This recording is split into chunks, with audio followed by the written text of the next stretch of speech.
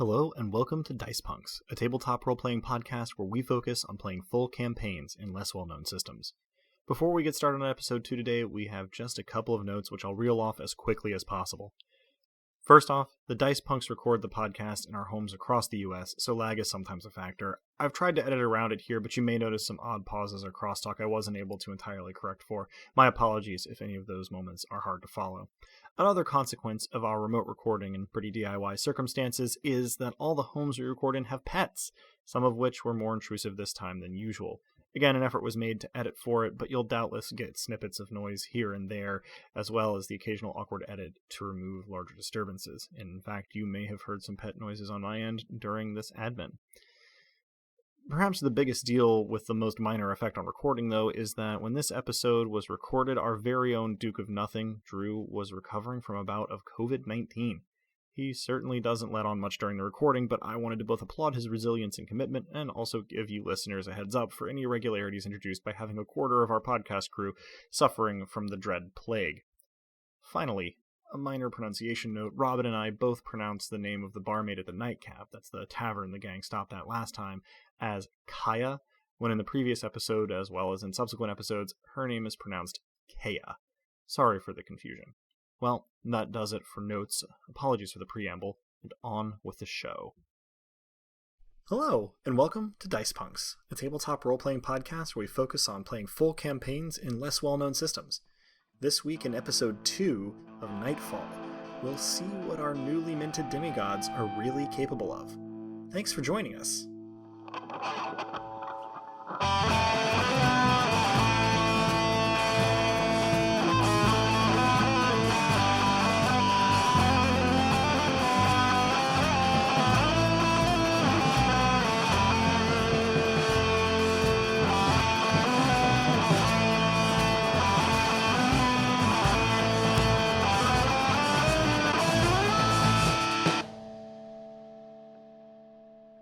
Hello, I'm Adam, your friendly neighborhood game master, and joining me are... Hi, I'm Drew, playing Dosktier, Duke of Nothing, and striking sad boy who doesn't know that you know how in over his head he truly is.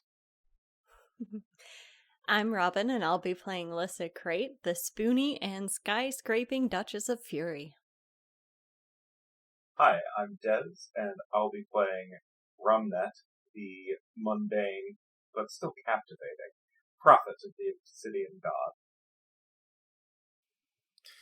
Excellent. Thank you all for those wonderful introductions. Before we get started, let's briefly recap the previous episode for ourselves and our listeners. Dusk. Wrong. I'm doing so good, you guys. We're having a great time. You showed up when it was time to make the episode, so you have 9 million points up on me. I didn't know Yeah, but you have a several million point handicap because of the Rona. Yeah, that's true. That's true. On the off chance this part is in, yeah, neither rain nor sleet nor gloom of global pandemic will keep me from my appointed roleplay, dear listener. Oh, we need to keep We that salute in. you. Let me try again. Excellent. Thank you all. Before we get started, let's briefly recap the previous episode for ourselves and our listeners. I think Lissa has this one. Hey, everyone. Well, a recap of last time? Where do I even begin with that? Oh, wait. Hold on. First things first. Have you done something new with your hair? You're just glowing today. Like, there's a different energy about you, and I'm really digging it. If I had a star for every time you brighten my day, well, darling, I'd have an entire universe. Anyway, that recap. Now that I'm less distracted.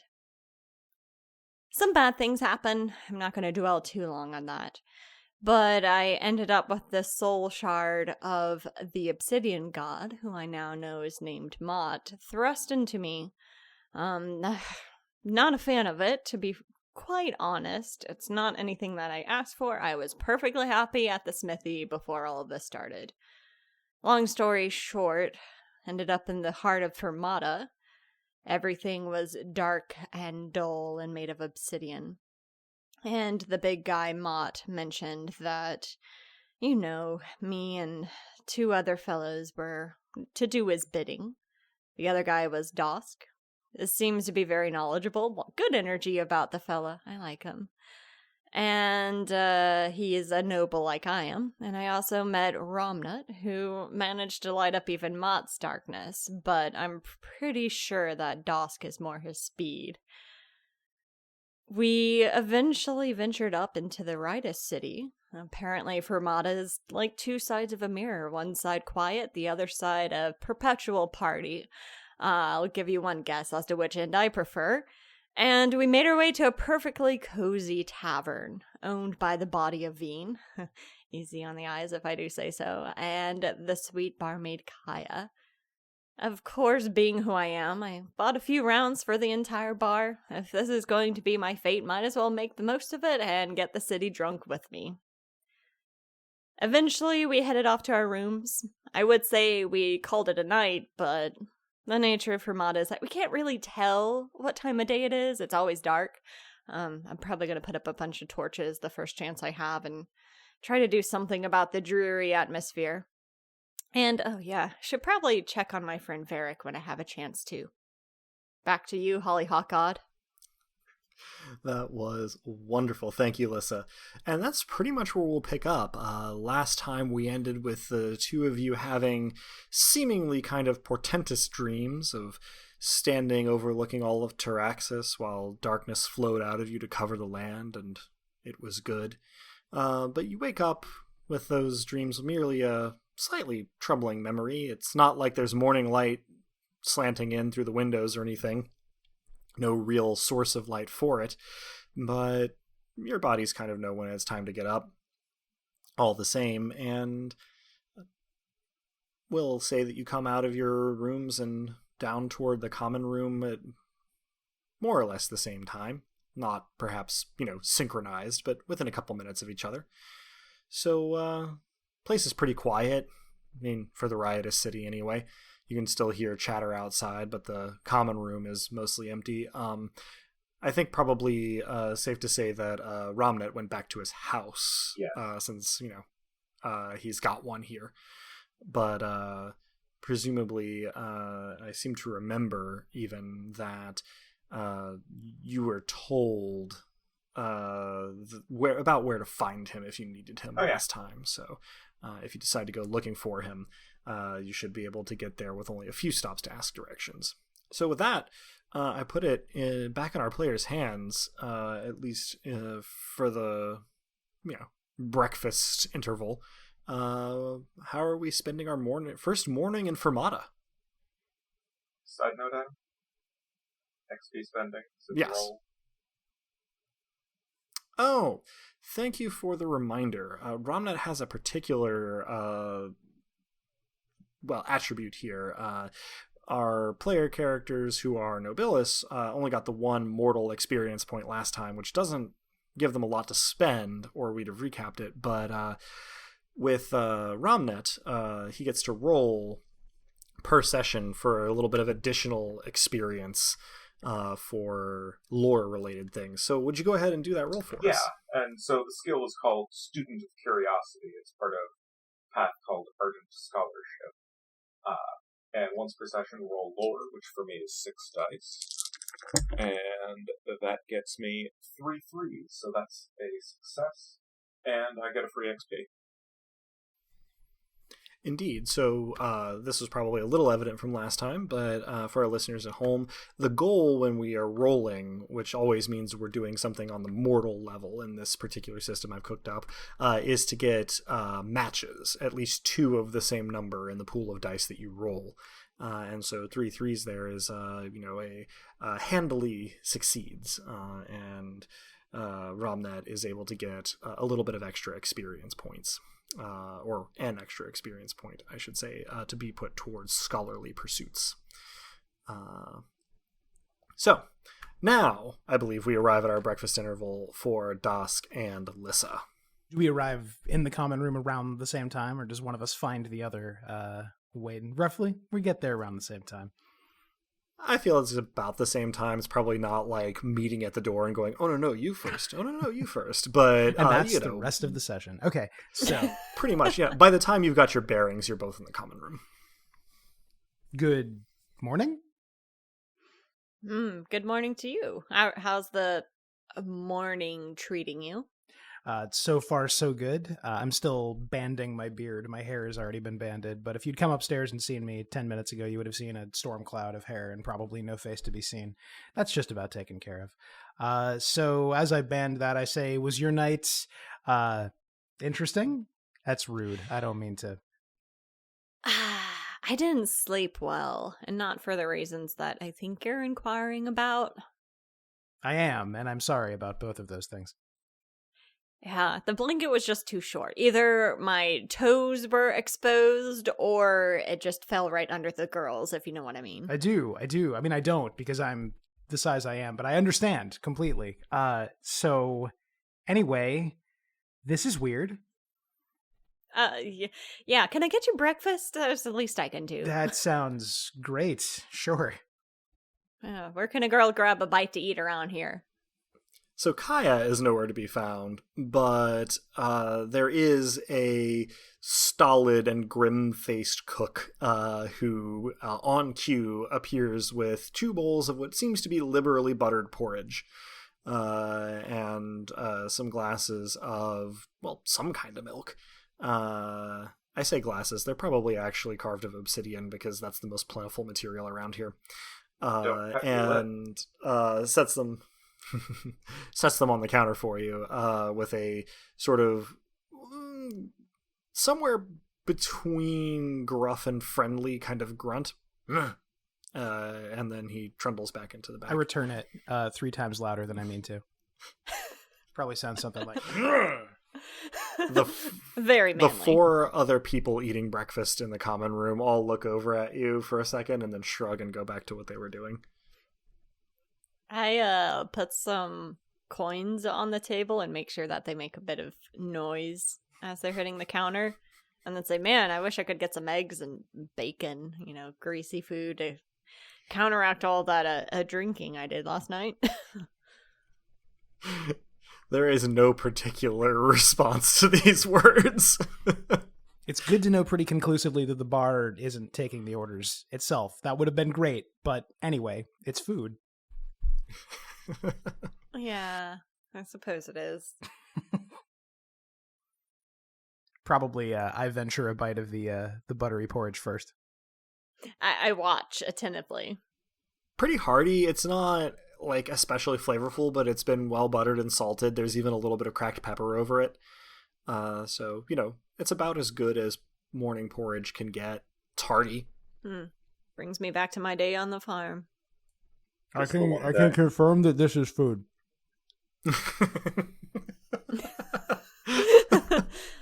Well spoken, sir. So, where do we go from here? Well, it seems we're just sort of waiting to have an assignment. Is that the right term? Quest? Something from the Obsidian God. I still think I'm here because of some sort of clerical error, but I assume we can work that out. I don't know how you bring that kind of thing up with a god. I'm also here for this whatever clerical error resulted in your being here. You're the Duke of everything, and as we've already established, I'm the least angry person you'll ever meet. So easily the least angry I've met in several days.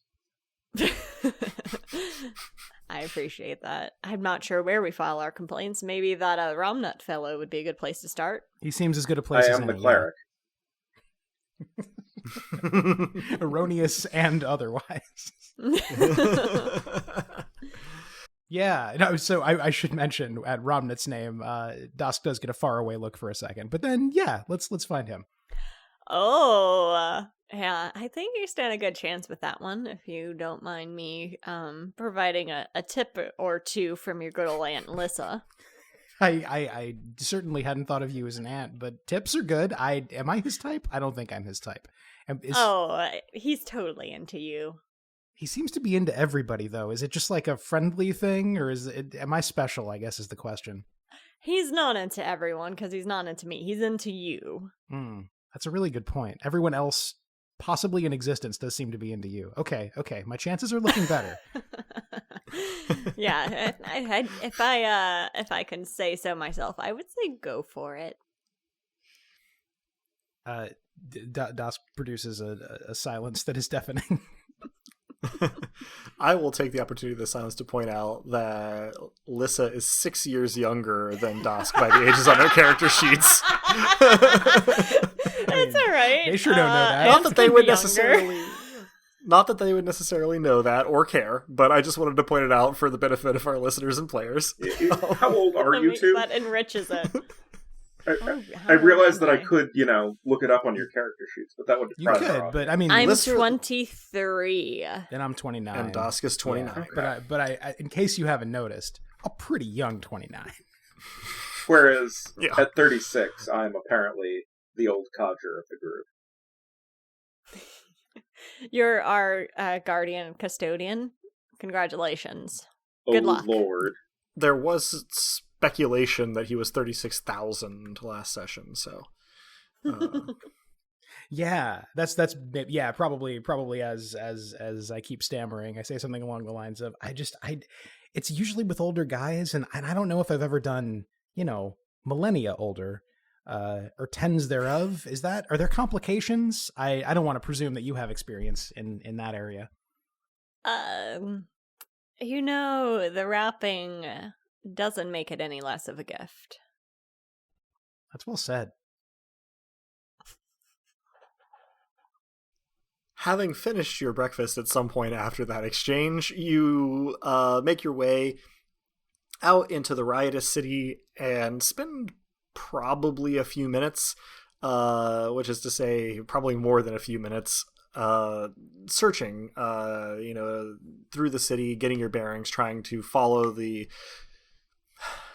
as precise as they could be, but still not amazingly helpful directions that Robnet gave you to his house, which exists simultaneously in both the quiet and the riotous city, or at least sort of in a liminal spot between the two of them. One door leads to one and the other to the other. But you do eventually make your way there. If there's anything in particular you wish to observe, say, or do on the way, this would be the time to register. Anytime I can make it to the mirror canal unobstructed, I'm probably not going to be able to resist looking in it. Every time you look in it, there is somebody in this place your reflection would occupy, looking into it back at you with a similar posture and expression, although the exact person and their exact appearance and size and attitude seems to change every time. But the moment where you register your reflection is always just enough of a match to make you wonder for a second if that isn't you before you register the rest of their appearance and realize, no, of course not. If not the first time, then eventually when I'm doing this, I say, "Looking good, stranger."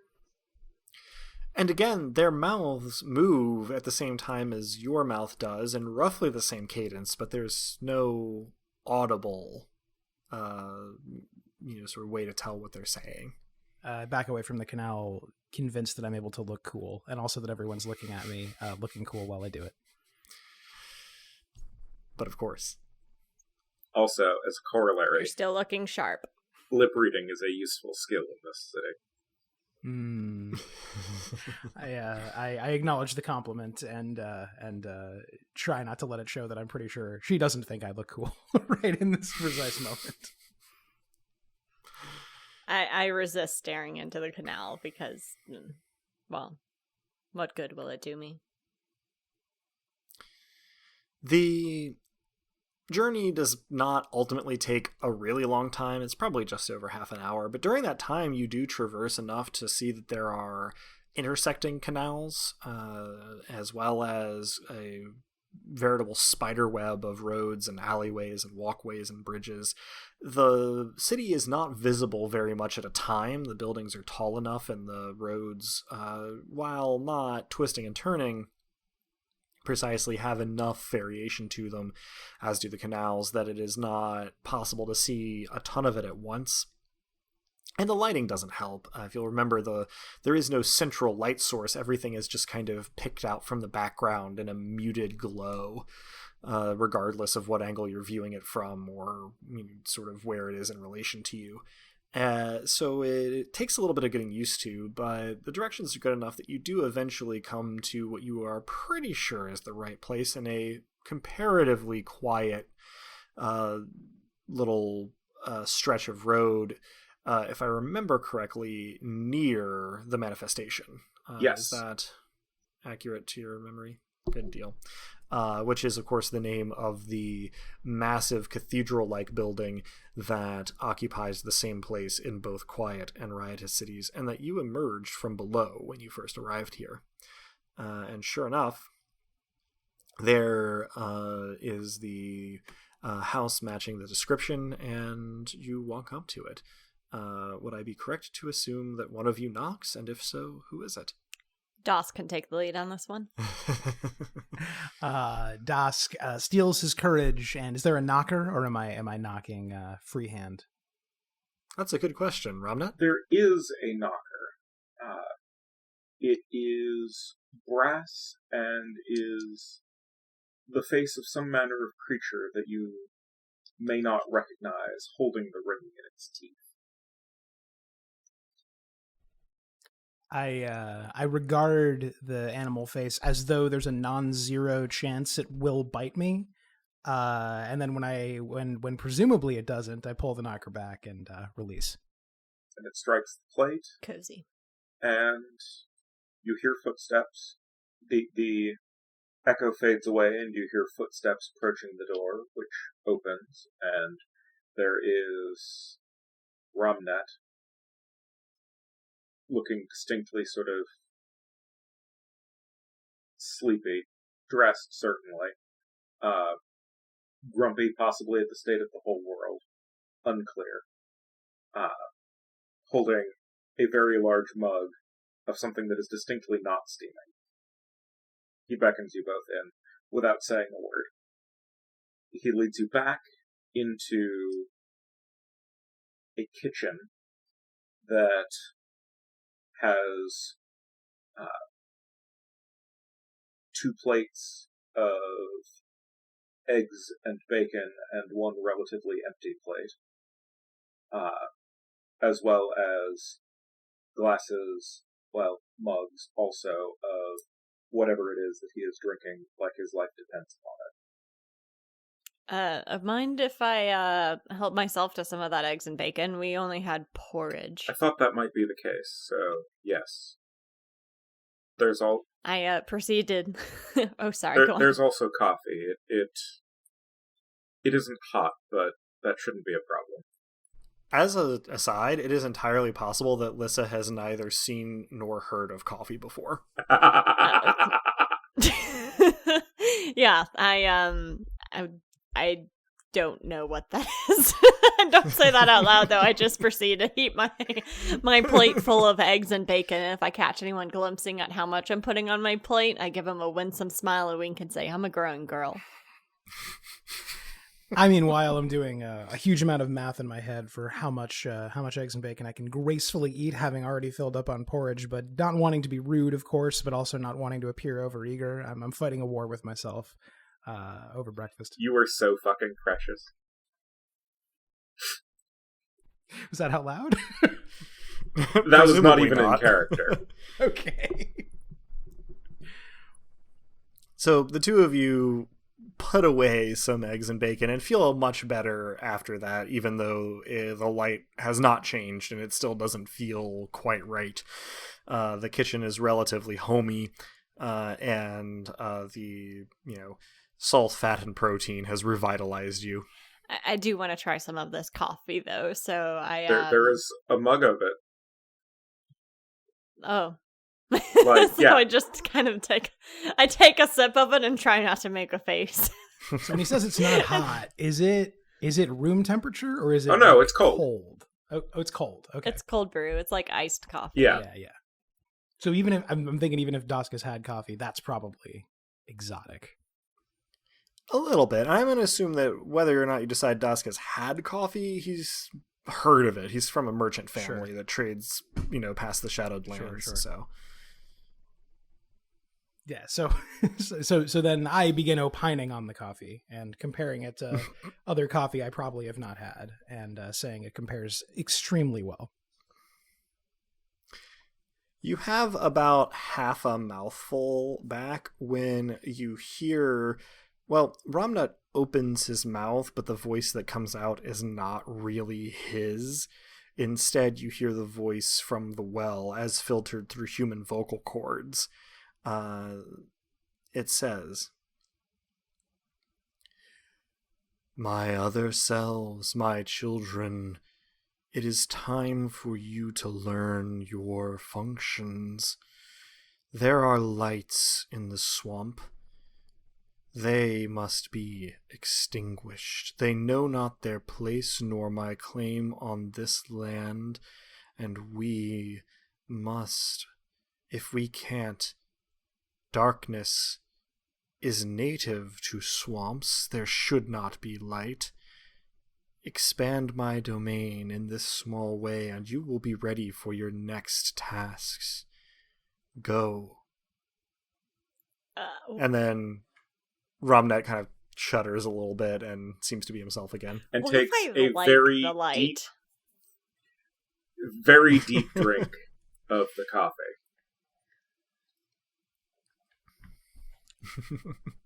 I don't know if we've asked this. Do you know what you just said when that happens to you? Do I know, Adam? If you think about it, you can remember it. Yeah, I will pause and... Ah. So you're headed out then?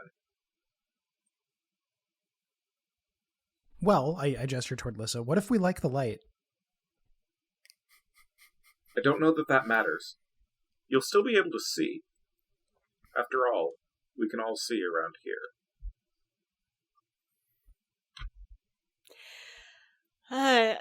This is non-alcoholic, right? Correct. In some ways, the opposite, actually. Oh, dear. There's something to be said for the other extreme, I should say.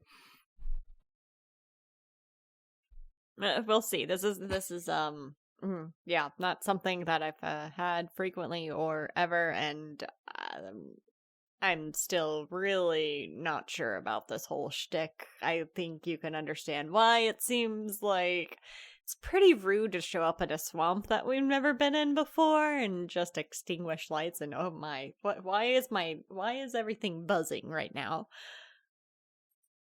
I just look at you as if it's self-evident, just say, coffee.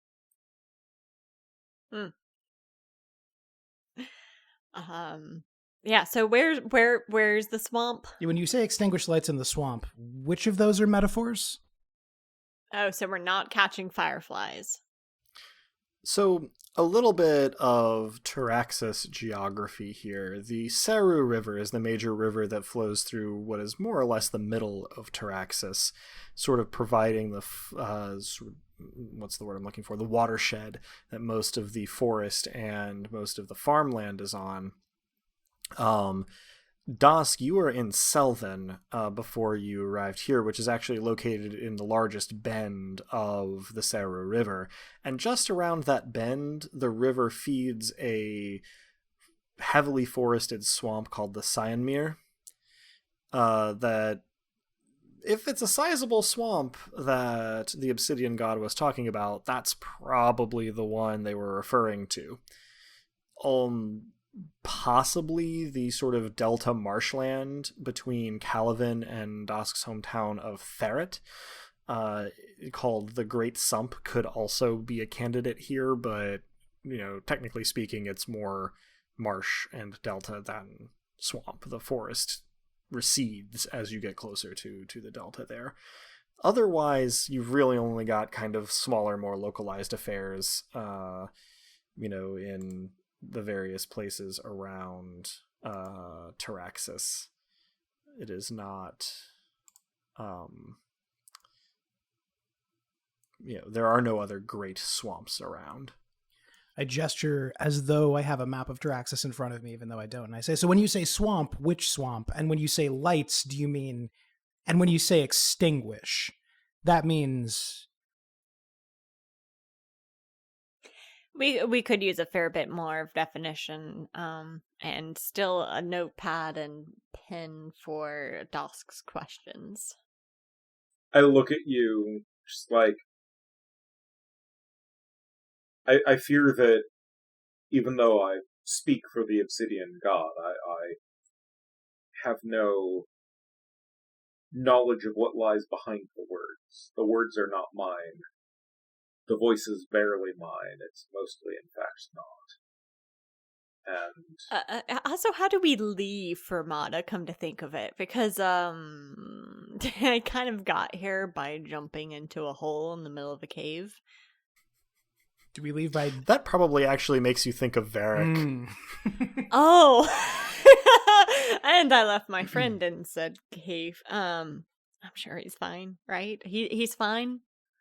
I without knowing anything about the friend or the cave, I'm gonna say, yeah. Oh, good. That's a relief to hear. I should probably still check in on him and let him know I did not jump to my death after everything that happened. Though, I mean, yeah. There's a lot to think about here. I'm going to just drink some more coffee. Don't mind me. As it happens, Ramnet, you do know how to get out of Fermata. Not that people do it very often. There is a front gate and everything. There's not exactly a wall around the city per se, but if you know where to go, you can find the front gate. No one really knows how to open it, but presumably the Obsidian Gods' nobles would be able to get out if indeed I will pass that along. The Obsidian God wanted them to. So there's a front gate. I don't know of anyone who knows how to open it, but I can't imagine that you two, being apparently alternate selves to the Obsidian God, would be prevented from it.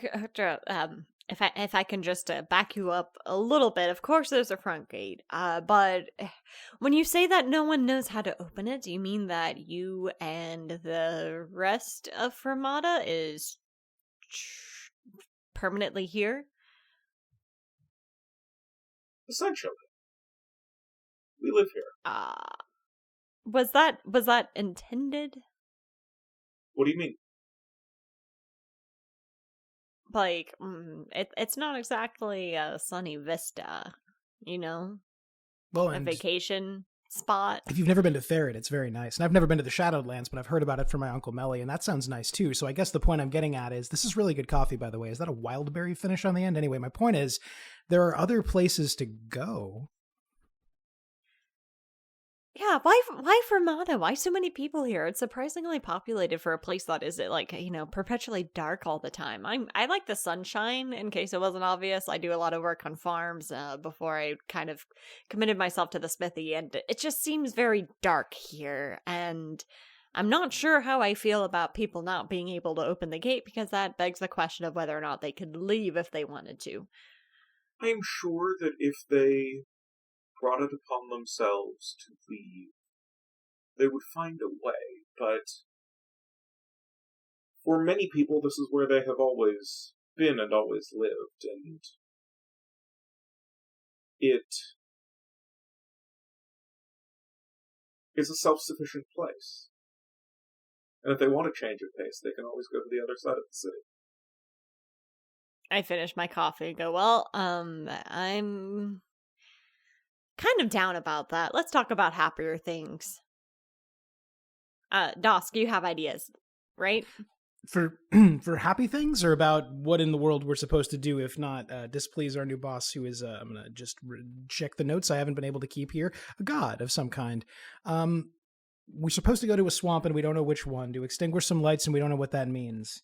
And you, my good sir, the bringer of the excellent coffee, did I mention it was very good and that it's lovely to see you again? You don't seem to know much more than we do, so what if we can't find what we're looking for? Sorry, that wasn't a happier thing, was it? It's a more pragmatic thing, and there's something to be said for pragmatism. I will pat you on the shoulder, semi-intending for you to light up if it happens. And the shoulder does not twitch, but you feel it not twitching. I have every confidence in your ability to ascertain the meaning intended by the Obsidian God. You are, after all, agents of his will and possessed of part of him. As you hear Romnet say that, you actually, both of you, become aware that you feel something. It's not quite the same as just having, like, an epiphany where a thought suddenly occurs to you or like a transcendent feeling comes over you, but when you reflect on it, you realize that you do have some tools at your disposal. It's not entirely clear yet what they are or how to use them, but you feel drawn, like you're gonna know where to go. There's this ineffable quality about the knowledge that is at first kind of exhilarating and on reflection a little bit troubling. You feel that too? Extremely, yes. Do I, perhaps, without knowing this is what it's called, do my first lesser divination at this moment?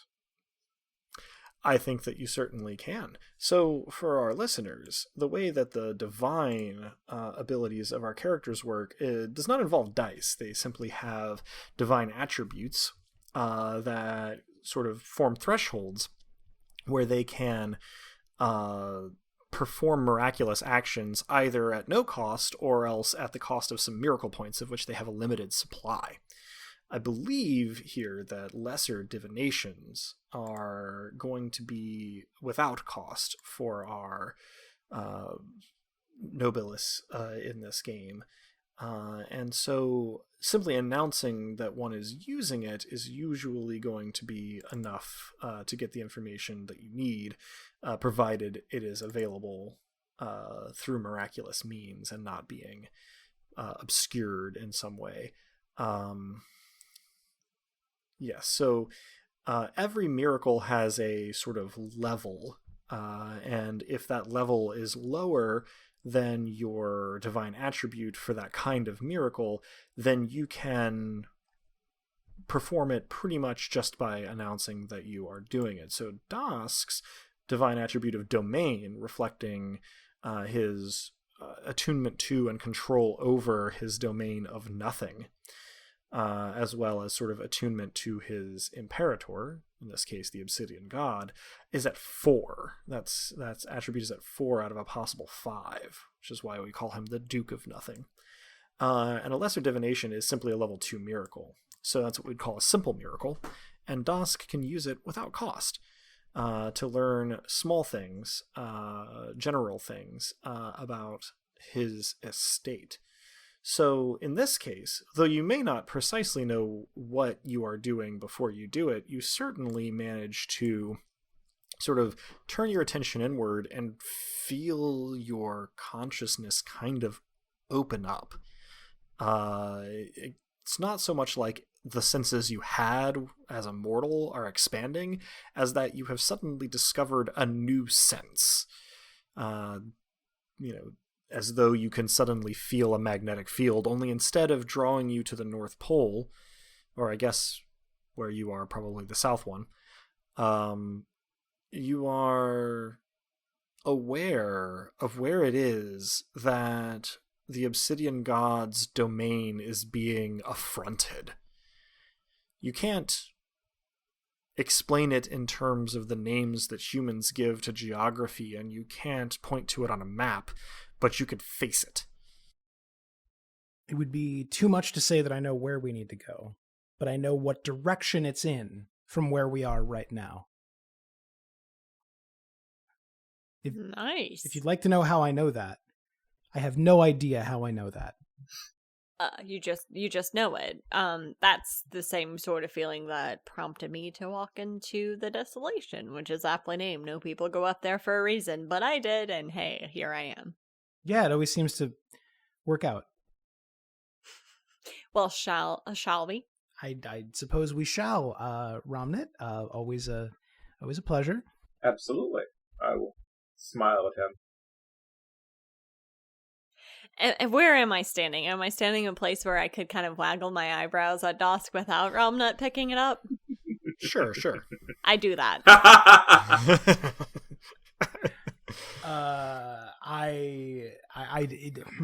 What is the physical activity of attempting not to blush? I do that, so I probably make a less charming face than I intend to, but it's obviously a friendly one. It is received as such. Hope to see you again, soon when this whole extinguishing the swamp lights thing is done and dusted. Yeah, feel free to, come back. And if I'm not busy, I would be happy to spend time with you both. That pause. Very intentional. I've been meaning to kind of find a smithy around here, so I'm sure you two would have a lot to talk about. I could point you to several. That would be much appreciated. Of course. Lissa living into her essential antfulness. I'll just leave you kids to talk for a minute. Swirls wine glass. Put a sock on the doorknob if you don't want me to check in. Just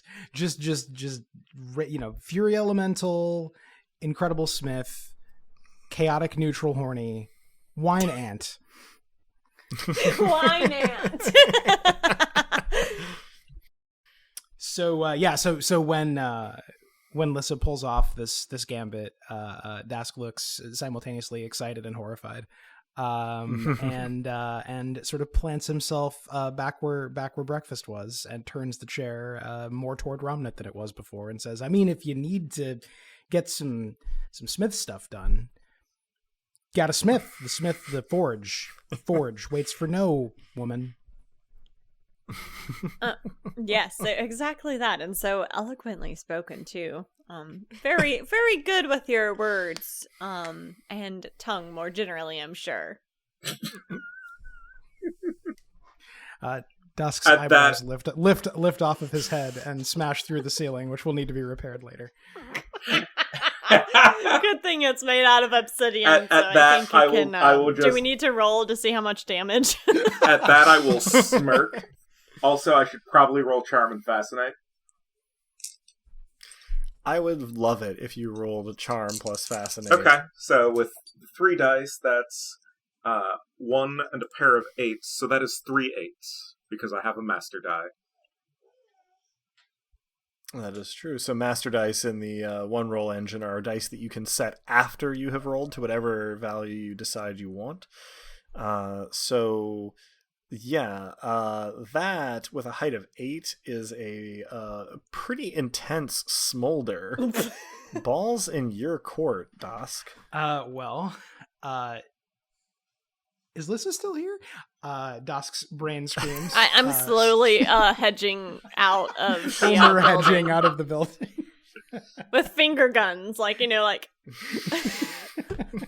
Yeah, you're backing out, but you're not moving up and down like you're walking. It's like someone has you on a dolly, pulling. I'm taking the mug of coffee with me. I hospitality. I'll return it clean, but We've invented to-go cups. So Dask is definitely going to try to disarm the situation with some kind of joke. So I think I rolled Charm plus Jest. I would love it if you did. That's going to be 5 dice for you.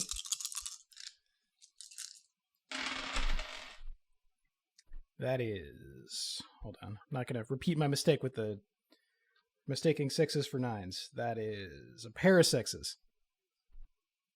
All right. That's a pretty decent little roll there. So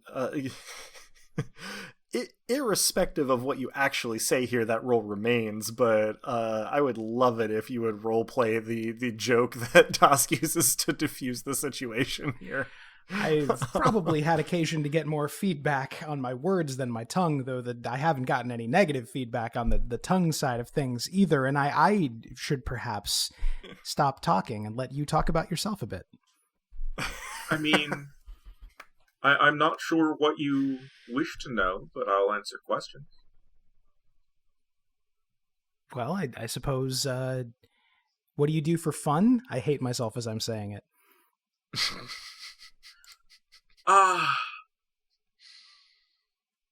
Well, I spend a lot of time around the city, and fun is often interrupted by people seeking words or information or affirmation from the Obsidian God. Although if they... At that very moment, you hear the knocker. I will stand up and excuse myself and go attend to whoever is at the door. When you're far enough away that I think you can't hear me, which is probably 2 steps before you actually wouldn't be able to hear me, I mutter to myself, "What do you do for fun?"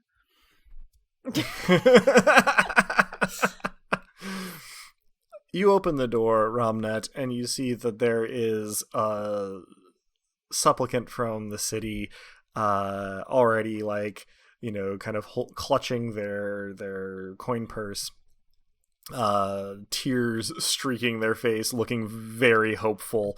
And as you take this in, another person peels off from the crowd of the riotous city and sort of like takes up a place in line behind them. I will... and your day has well and truly started.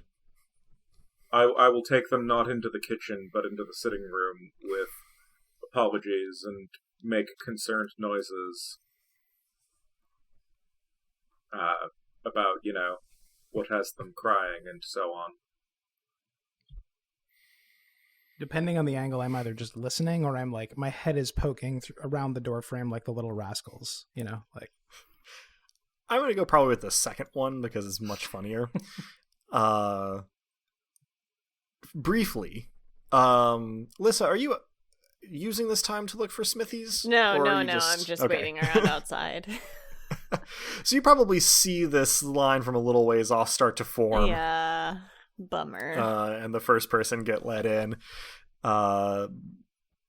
Probably about the time that Dusk's head is poking around the door frame, it's like 4 or 5 people waiting to see Ramnet for his oracular advice. If maybe later for your pretty prophet there, Dusk. If I do catch sight of him on the way out, I'll offer sort of a sad half smile at him. Mm-hmm. Duty calls. I'll see you again. Indeed. I'm suddenly a lot more certain of a lot of things, and that's definitely one of them. Good. I wish you the best of luck with the lights. And I wish you the best of luck with, I have no words for what he's dealing with, so I just sort of spread my arms grandly at it and walk out. Yeah, you just before the door closes behind you, you hear the first supplicant sort of say in this kind of cracked voice that they have lost something immensely valuable in the canals, and then the door shuts and you don't hear the rest of it. And then Lissa veritably just like appears. Well, how'd it go? For somebody who is almost frame. 7 feet tall. Yeah. Like out of nowhere. I don't know why Lissa's an anime character in this particular episode. I do like the notion that Lissa is the stealth one. Yeah. It's pretty good. You may not be far off the truth there, but yeah, I appear and I'm like, well, any developments that I would enjoy hearing about, and some that, of course, you could keep to yourself. Oh, there's nothing to avoid divulging. You're right that he's into me. Not sure why, but despite my being a conflagration of nerves and unfamiliar situations, he seems amenable. I want to see him again, is what I'm saying. You're charming. Quit undermining yourself with that. Of course he's into you. I'm pretty good at reading these things myself. I think someone such as you may not understand that the undermining myself is the charm. I cannot. Now that you say it, it is rather cute. I probably should not drink coffee. I am learning this because I am just positively thrumming. So let's try to find this gate. And if you need any pointers on how to handle the pretty prophet, I'm happy to give you some. I will take you up on that when I too thrum a bit less. Let's find that gate. Oh, yeah. Throne less. That's amazing. You set off in search of the gate. It's easiest to follow the main canals, and sure enough, you actually find a point that you couldn't necessarily, like, give directions to or draw a map to or anything, but it does seem to be a convergence or a confluence of a lot of the major canals. They get to be sort of one wide canal over the stretch of about 100 yards of main drag, and they pass out of the city through sort of a low grate in the middle of a massive arched gateway that seems to have several smaller doors kind of cut into it.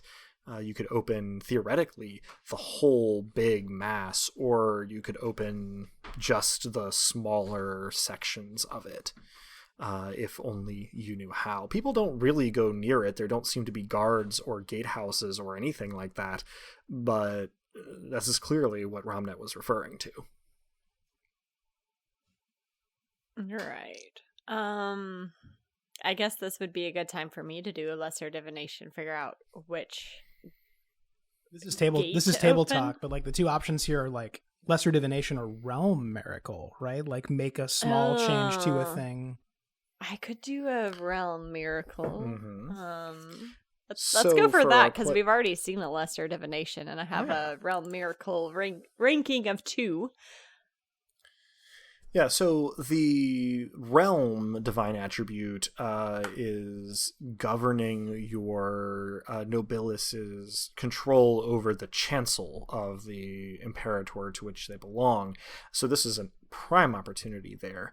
And if you are looking for answers, then a lesser divination is a level 2 realm miracle, which, if I remember correctly, is going to be a simple miracle for you. Yes. Other options for you are just knowing about trouble in the realm, or what are called ghost miracles, where you can make trivial changes to the chancel. But with a lesser divination, you behold this gate. You sort of look at it, and your mind opens up. It's, again, sort of like just discovering a sense you didn't know you had.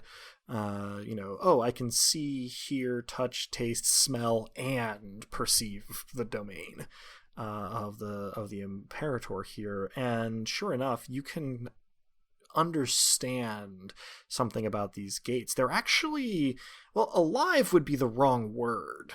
They have sort of a spirit, a tutelary spirit to them, or a series of them that you can perceive now. They don't take form, but you're aware of them. It's not like you see them. You just know they're there. They are in something of a torpor, though.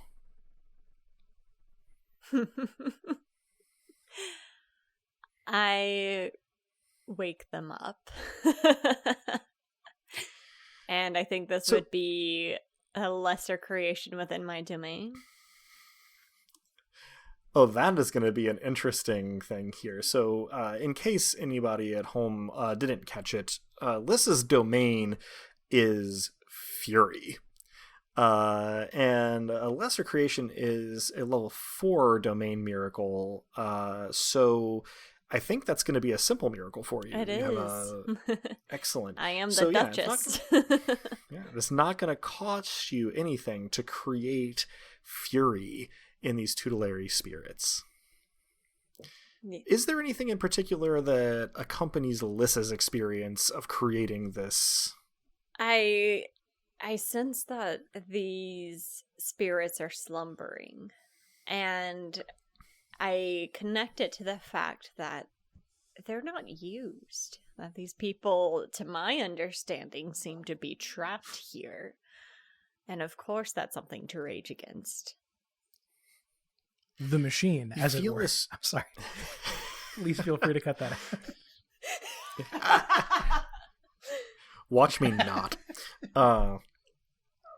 You feel this sort of indignation on the part of these tutelary spirits flow out from you and into them, and you feel them rouse themselves not just from their torpor, but rouse themselves to anger.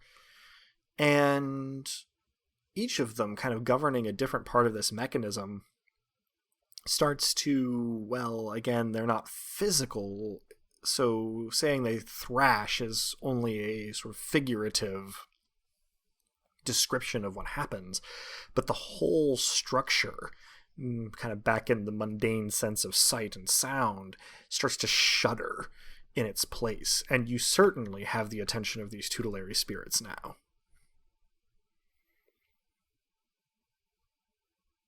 We'd like to pass through. If you could open the gate to the destination that we seek, you'll be One free. of the tutelaries one of the tutelary spirits fixes its attention on you with some sort of acuteness. And again, it's not exactly hearing, it's more just perceiving its intention. But for the sake of a podcast audience here, and because I lack telepathy as a human being, I am going to render it into words, and will continue to do so for communications with tutelary spirits throughout this campaign. But the response that you get is something to the effect of, "Gah, finally!" And 1, 2, 3 of those little inlet gates boom, boom, boom, pop open with kind of a cloud of dust and a large kind of crack of unused stone.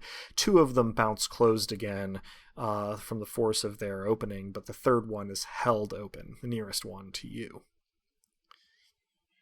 I walk towards it, but before I pass, I rest my hand on the gate and thank it, and also apologize internally. I don't quite say it out loud, and I'm not sure what I'm apologizing for, but I can feel the relief and the anger, and I want to free it of that.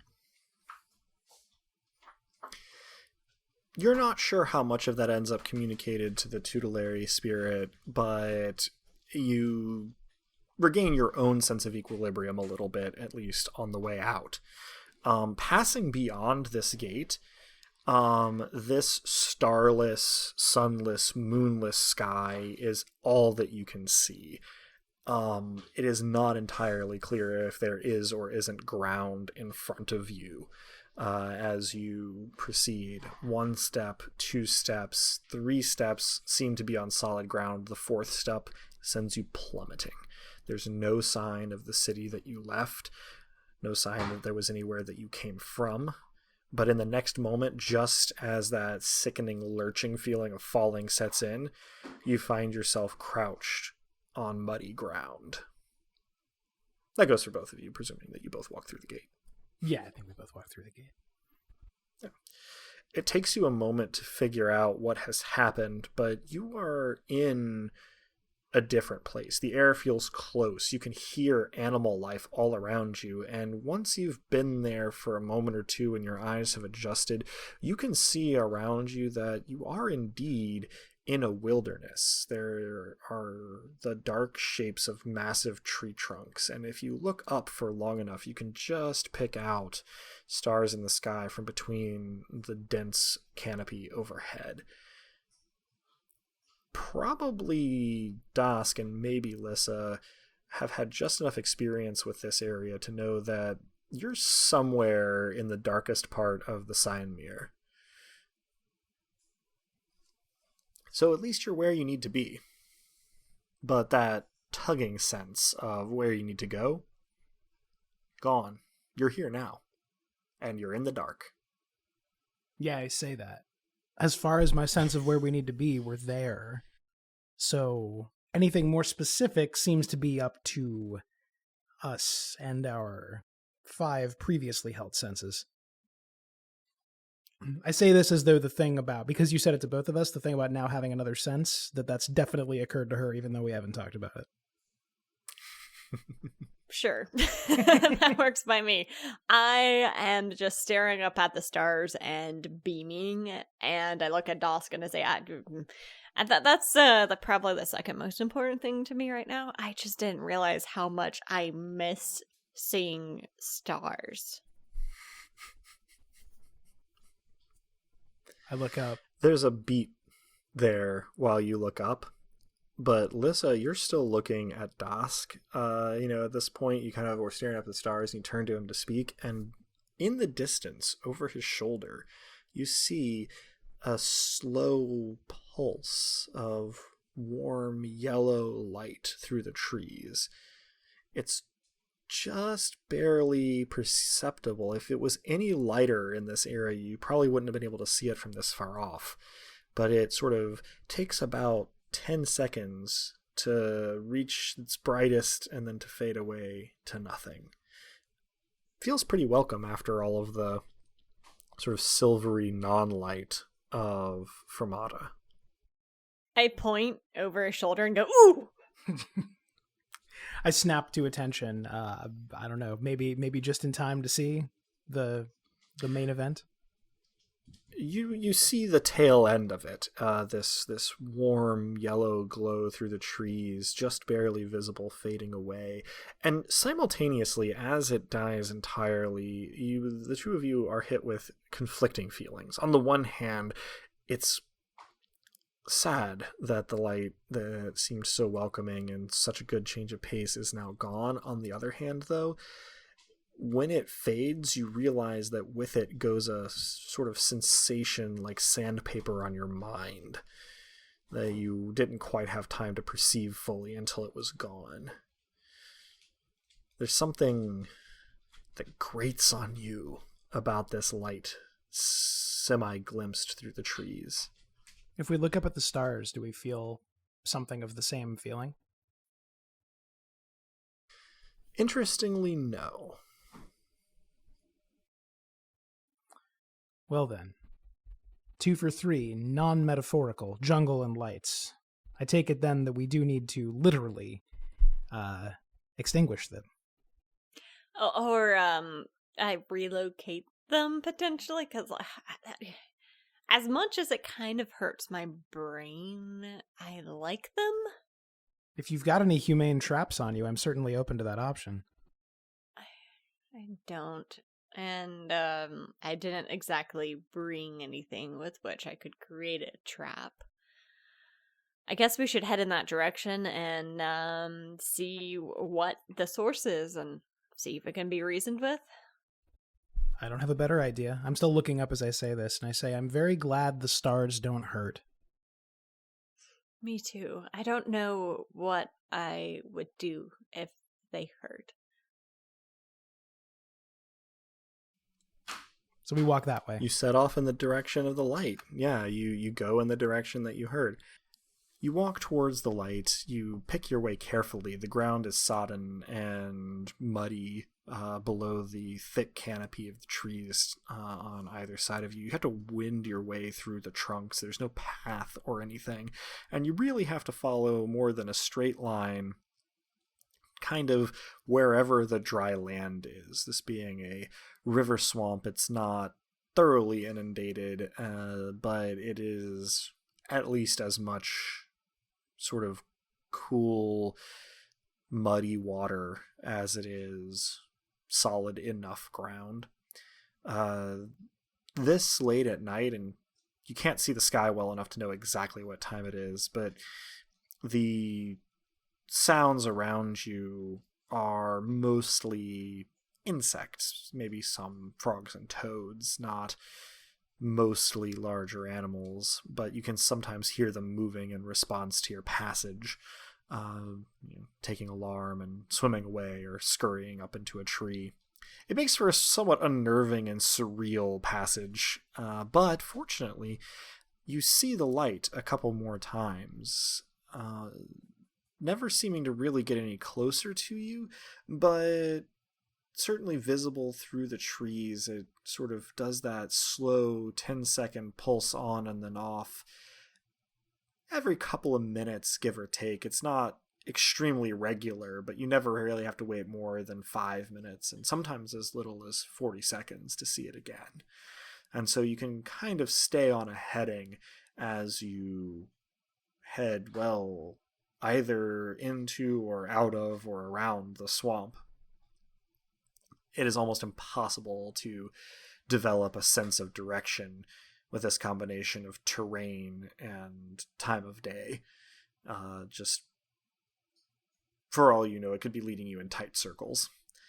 But after an interval of maybe half an hour, you do notice that the trees are a little further apart. They're not quite as thick on the ground. The trunks aren't quite as girthy as they had been, and you can see the light as a consequence coming through more clearly. It must be actually quite bright, or else you're getting closer to it slowly. And it has what feels like a wholesome quality to it. Something between golden late afternoon summer sunlight and a cozy hearth fire and a cheerful candle. It conjures so many nostalgic feelings in you when you see it. And then you sort of round a curve in the available path of dry land, and there it is. It's honestly not much at first, just a globe of bright golden light shining out from a small clearing in this swamp. It is hard to tell without frames of reference, but you'd say it's the size of a bull's head, maybe, only spherical. Fairly large, but you could probably get your arms around it. And shining with an almost, well, halo around it, like for our present day players and listeners, street light on a foggy night. Though there doesn't seem to be any fog currently. And it's extremely welcoming. In fact, it's welcoming enough that we should introduce the concept of auctoritas here. So one of the divine attributes that Nobilis have is spirit. And this is, among other things, their defense against miraculous effects. Dusk has 3, and Lissa has 1. So, Dusk, you see a very pretty light. Seems like it should be bright enough to hurt your eyes, but it isn't really.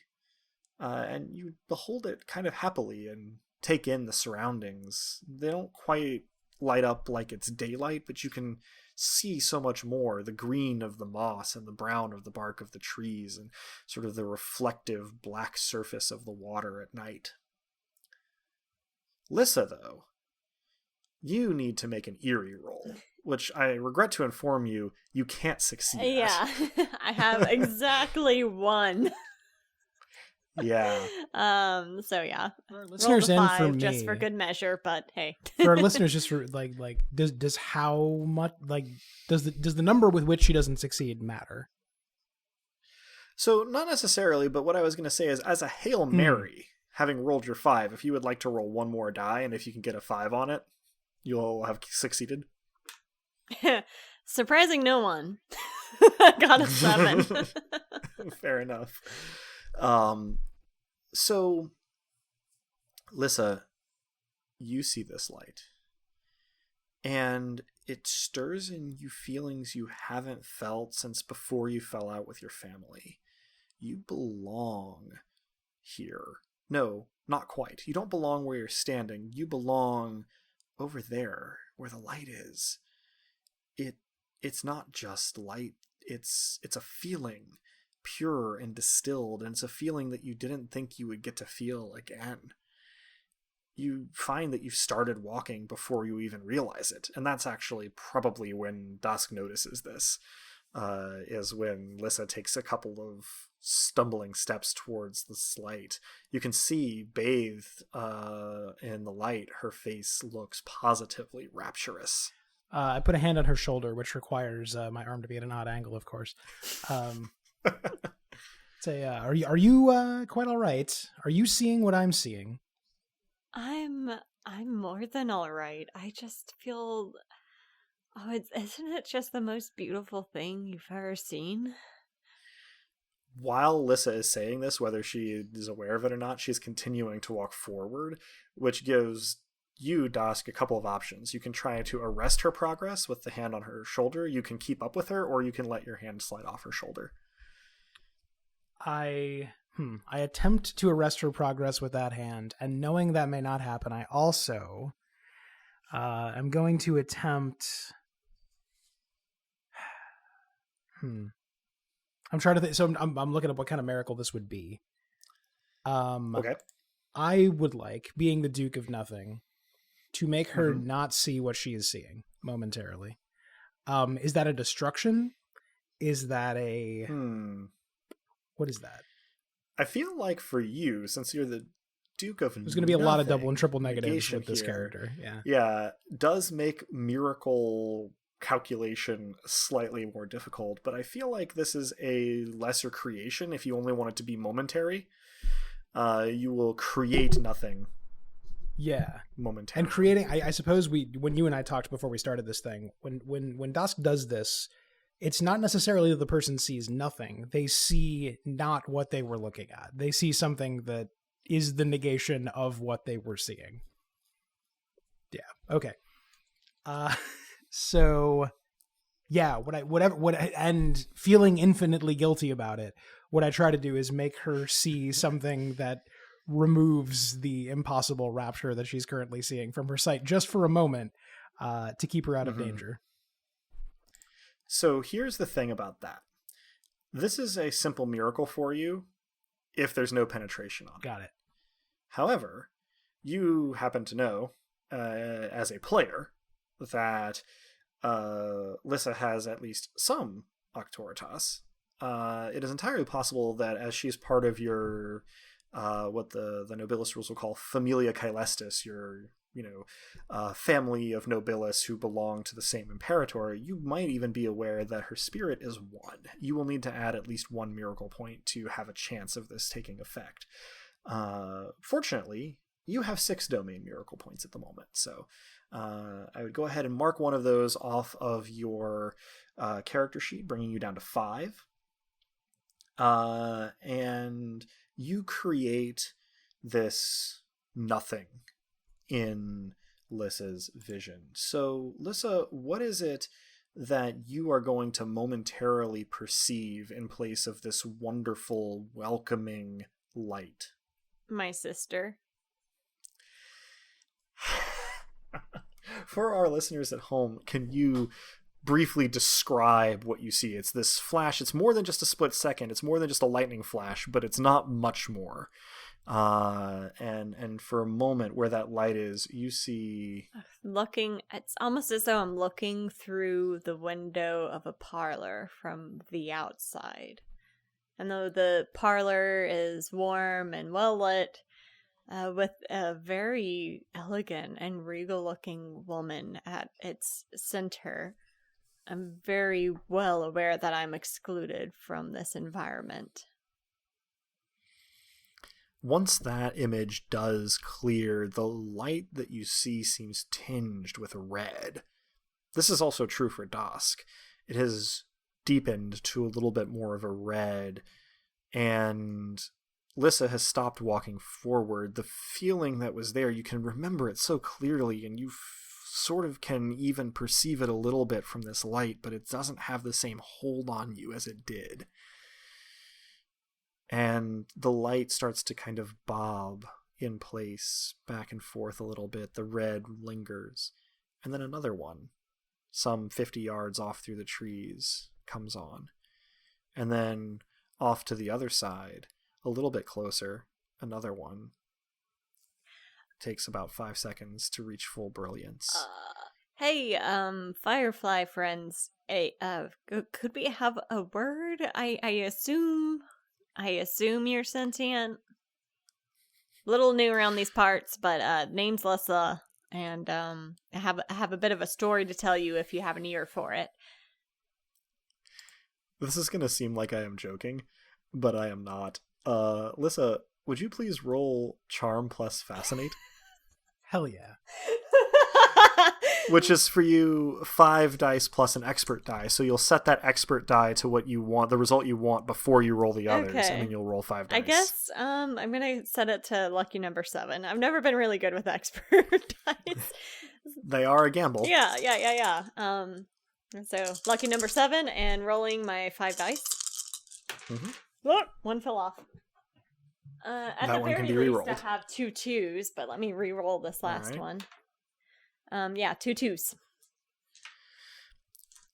Where as you spoke, the distant lights had started to draw slowly closer, they kind of pause, and you become aware that all around you, in a circle, going out seemingly from about 40 feet away to kind of as far as you can see through the trees, other lights have come on, all exactly the same slightly red-tinged golden shade. But your entreaty seems to have paused them at least. You can't make a precise count because of the obscuring trees, but there are, at a conservative estimate, 10 to 12. Probably more further off if you had to guess. I take a seat in the middle of the clearing. I'm like, yeah, it's nice to meet you. I don't know, like, if there's a way we can chat, let me know. But here's the thing, I'm sure you've picked this up by now, but like, I've got this little thing inside my soul, and I'm not particularly keen on it. You are gorgeous. You made me feel happier than I felt in a long time, and I don't want. If anything, I'd like to be a friend, but also that part of my soul kind of burns just admitting that. So maybe there's something we can work out, because the big guy that has some control over my soul, which I didn't ask for, doesn't want you in the swamp. But I also, you're kind of great. I got the sense that very lovely thing you did was an attack. I don't know. I had a sort of a threat response somewhere in my brain, but I join her on the ground after realizing that I'm still standing up and gesticulating somewhat wildly. And I say, no, what was that? I was going to say, you both squelch somewhat when you sit down. I wince, but I don't stop. Yeah. So yeah. So I mean, there's probably a lot more words, but it's Sure. But I guess as we say words, are we noticing any response? Are they changing color? Are they moving more, moving less? The ones further away are staying where they are. The ones about 5 kind of nearest to you are drifting closer. Their color isn't changing, and you actually note that, like, if you had a light source that was moving, even if there weren't like obstructions in the way, you sort of have a sense of like the rays of light, right, kind of moving around you. These seem oddly fixed. They don't waver, they don't glimmer, they don't shift. They just kind of move. Spotlight on a dolly, but even a little bit more uncanny. As they get closer, that sandpaper feeling on your mind gets more and more intense. And really, with the ones that are around in this vicinity now, it doesn't again look like daylight, but everything is pretty well lit. If you're paying attention, you can probably see eye shine from critters, kind of wondering what in the world is going on. All right, then. One thing at a time. I pick one of them more or less at random, one of the ones approaching, and I say, if you understand Taraxan, brighter, briefly. Dimmer if no. Brighter for yes, dimmer for no. When you point, they all stop. And then once you're finished talking, there's about 2 seconds, and then they start drifting a little closer again. They're about 15 feet away now. And they're passing, one of them is passing over the nearest bit where the water sort of approaches the ground that you're on. Again, very sort of uneven ridge lines through the floor of the swamp that you're following, mostly around just where there are, trees close enough together. And it becomes time for some sight rolls, which is going to be 2 for Lissa and 3 for Dusk. I did not get a match, but this seems... No, I'm going to hold off because I have lucky as a advantage, but I don't think this is a very important roll, so I'm going to leave it as is. Lucky for our listeners, once per session, you may re-roll a pool when no matches show up. I have a feeling that's going to be real handy at some point. I did not get any matches. I didn't get any matches either, for the record. Okay. The glare off the water is somewhat distracting. It's very still. There's no movement in the air. Nothing is moving underneath it. And the lights that are moving towards you, the 5 closest ones, they all stop at the same distance from you, about 10 feet. From where you're sitting, and they start very slowly to rotate around you. If you've ever played an early 3D first-person game where the environments were rendered, but everything in them was a sprite that faced you no matter what direction you were looking at it from, 2D objects in a 3D space, that's kind of the effect of them rotating around you. They seem to keep the same exact orientation towards you as they begin to move. Not fast, but evenly spaced and in a circle. That sandpaper feeling is approaching being physically painful. It's very uncomfortable, very distracting. If you guys could just not do that for a moment, you got to understand that it's kind of like, I'm sure you're feeling it too, because like the whole darkness and light thing, but it's a little bit uncomfortable, and all I want to do is just talk and see if we can work something out. If you had mouths, I would suggest that I go buy you a drink somewhere, but I don't want to make any assumptions about your mouth status, but I would just like to talk. You hear a subdued, almost muted splashing noise from the direction of that nearest bit of water. But you can't really see beyond this slowly accelerating ring of lights. The glare is too great. You can't quite tell what's going on the other side. You can see that the original one that you think you were following, the one that you think you saw first, is just kind of hanging out, a fixed still point just beyond the ring. Just perfectly still in the air. A little ways behind it. You hear more. It's a very quiet, subdued splashing. It's coming from several directions now.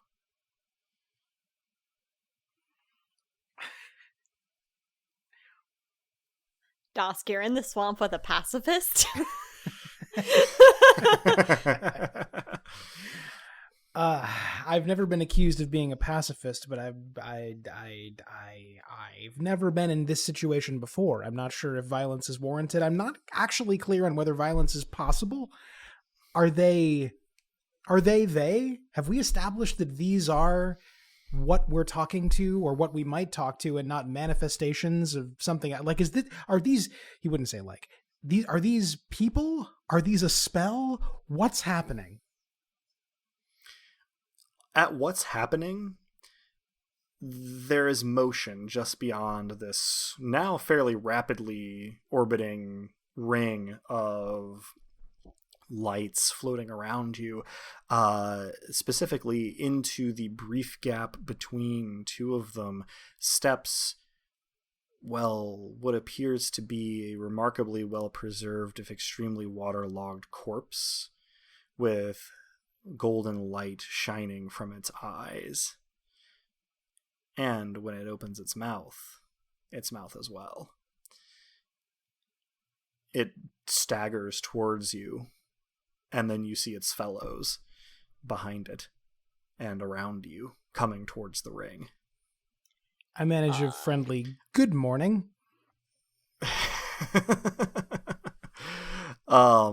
That is a wonderful initial reaction. This is probably the time where, if you would like to take any particular miraculous action in response to this, you probably have just time for it. Otherwise, we'll be moving into mortal combat. Yeah. I couldn't resist. I'm sorry. I had a feeling it was any imagination. As the bard wrote, So- dunna. Test your might. The eye shine that I saw earlier sparked a memory in me, and I'm not quite sure. Like it's one of those things that feels almost nostalgic, but I can't quite put my finger on where I remember it. But I reach out to the eye shine, and And though Lissa may not necessarily realize that this is what she's doing, I just really inspire a rabid fury, a lesser creation, hopefully, in the eye shine that I see around me, but not towards the corpses just yet. It's just going to be a very defensive, trying to guard myself, a defensive fury, like someone had just bombarded me with something I was not prepared for. Okay. Yeah, so a lesser creation for you is a simple miracle, and so reaching out thusly, suddenly from all around you, you hear irate yips, yowls, howls, growls, and barks of various kinds, maybe even some hissing, which for some reason, Lissa, you find both comforting and it makes your skin crawl.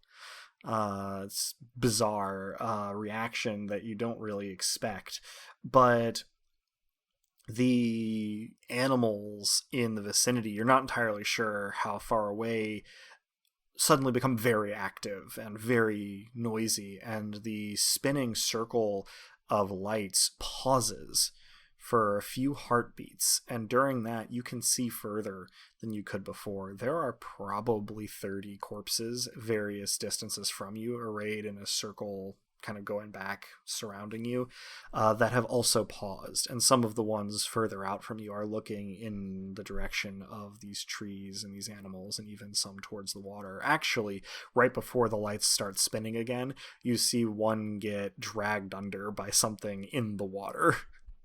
And a much noisier splash than those of their emerging. Oh, sorry about that. The lights take on a more and more red glow as the occasional altercations between swamp animals and animated corpses sort of carry on until by the time they are spinning at their previous velocity around you again, they are kind of a carmine color. We're about to be particular in something more like daylight. Is that right?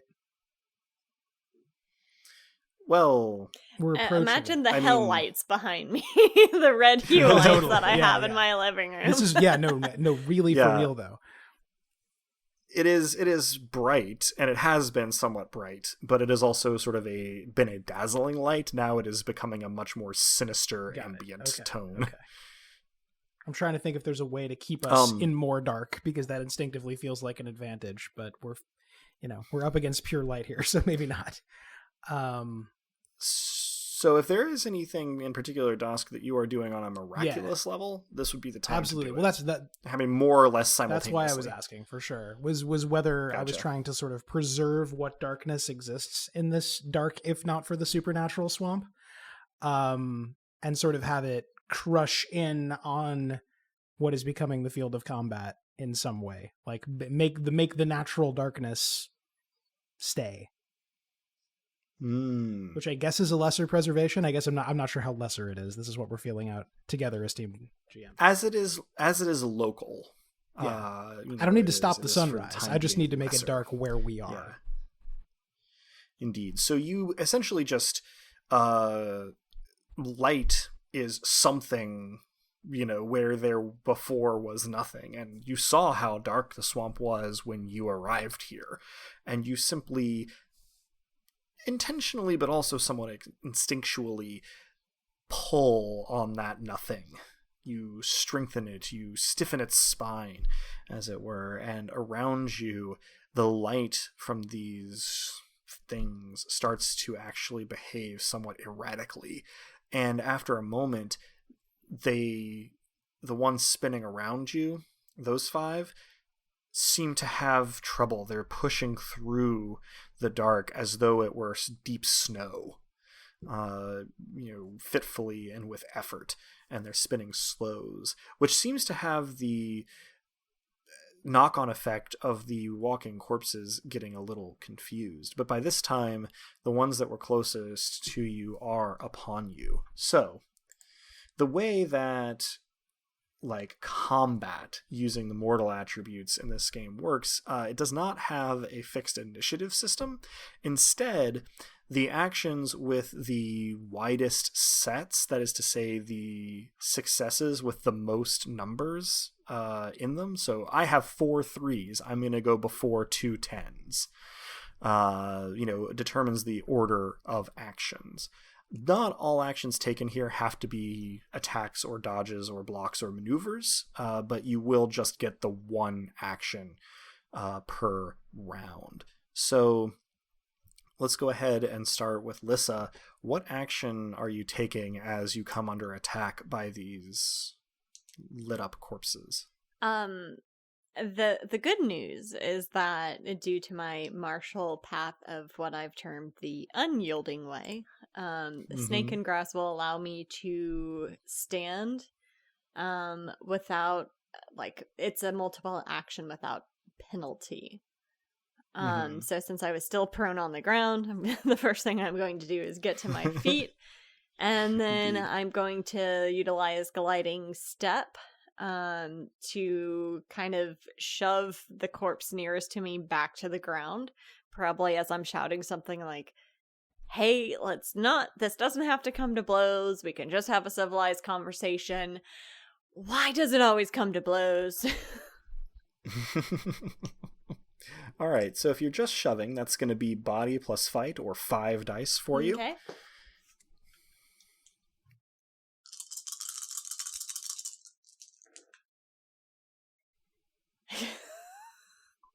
I got 2 10s. 2 10s, all right. Not bad. Dusk, what is your action this time? Well, I need to get to my feet, and I think I have to spend an action basically getting ready to fight. So I'm gonna get to my feet and draw the weapon that I would have with me, which would be my Nobilis. And for anybody who's not familiar, this is sort of this is a it's a bladed weapon with a wooden handle, and the blades sort of look like a beautiful multi-directional piece of calligraphy. That's a good description. So this is dear to Dusk. It was a gift from someone in his family who'd been north of the Shadowed Lands, but it is a real thing, dear listener. And so I prepare that. All right. You won't have to roll for those, but you managed to get to your feet and ready your Nobilis. The corpses nearest you are going to make their own efforts to harm you, which I'm going to roll for currently. Fortunately for you guys, they are pretty clumsy. I will note as well, because this is the first time it's come up, any attack made against me is at difficulty 3, because I know bouncing roll from my studies of the School of the Insouciant Monkey.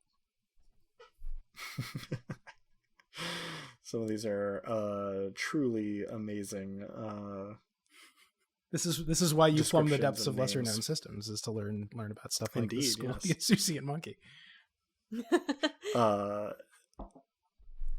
Greg Stolze, who wrote Rain, which these systems are lifted from, is bar none one of my favorite RPG makers, because not only is he responsible for things like the School of the Insouciant Monkey and the Elegant One roll engine, but I've played several campaigns in Unknown Armies, and I'm given to understand he actually wrote for the video game Prototype back in the 2000s, which had a very creative premise. I don't know precisely what he did on it, but he was definitely in the credits. That's awesome. Imagine my surprise. Yeah.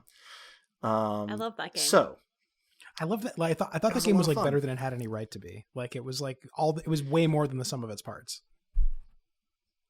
Yeah. If listeners are not aware of this, even just maybe look up some reviews or some videos. It was a very compellingly playable kind of open world supervillain game. Yeah, good stuff. For lack of a better word. So I think the first action that resolves is Lissa's 2 10s there on that shove, which has you putting, because of your height and sort of your momentum getting up, 2 hands on either side of one of these corpses' heads, your fingers partially obscuring the light coming out of its eyes, and you give it a mighty shove backwards. And as it is falling backwards, one of the lights moving around you passes through it. and what touched the light is just gone. There's no burn, no nothing. It's just as if it never were. The corpse collapses with nothing below about the bottom of its collarbone in evidence. The lights continue to revolve. Did I just get first blood by shoving something? I think you did. Holy cow. That said, second blood goes to a corpse to your right, who... Did I get that right? Yes. Sort of flails at you with what amount to just bones protruding from the ends of its fingers in a way that does not do you serious lasting harm, but does inflict pain on your right arm. So you're going to take 2 shock damage to your right arm. The locational damage in the rain system is based on the number shown on the dice. So 5s and 6s are damage to the right arm, and it comes in 2 varieties, shock and killing. Shock is somebody punches you, killing is somebody stabs you, and enough shock damage can eventually accumulate killing damage. One of the things that this system does is if Lissa takes a bunch more shock damage to her right arm, she will lose the use of it for the fight. If she fills up her right arm with killing damage, she will lose the arm.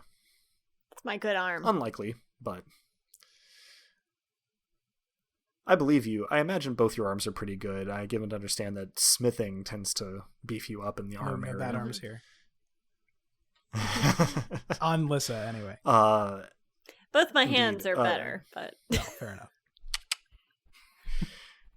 So, Dosk is on his feet. Lissa has gotten a slightly numbing set of bruised, sort of bony fingerprints on one arm. One of the mobile corpses has been engulfed by this light. The one that you initially saw is still stationary behind the ring of revolving lights, although actually maybe not perfectly stationary. It seems to be gently bobbing in place. So the only one sort of within arm's reach is the one that's attacking Lissa currently. Yes, there are several more who will probably be entering this ring very shortly, Gotcha. though. But it is time for our next set of attempted actions. Lissa? What's the status of my swamp critter friends? Still noisy, you can't see very clearly, but there is splashing, growling, shrieking. Something seems to be happening, but it's all, you're sort of, dazzled by the lights in front of you. You can't see very far into the darkness beyond. I should have planned for this sooner. While she's thinking, Dosk, do you have an action for this one? Yeah, let's go to Dosk first. Yeah, I mean, if one of them is on Lissa, Dosk's first instinct would be to dive and try to help her, especially if it actually made physical contact. So if that's the one that's closest, Dosk probably slashes at the thing's head with Mombele. For sure. Go ahead and roll your combat skill there, which I believe is going to be coordination plus Mombele, 4 dice plus an expert die. So set that expert die first, and then roll your other 4 dice. Record, that expert die is going to 6, because 6s have been treating me pretty well. All right. Indeed, 4 6s. Including the expert die. Yeah. 4 6s. Nicely done. All right. So that is probably going to go first, but we'll get the rest of the actions before we resolve it. Lissa?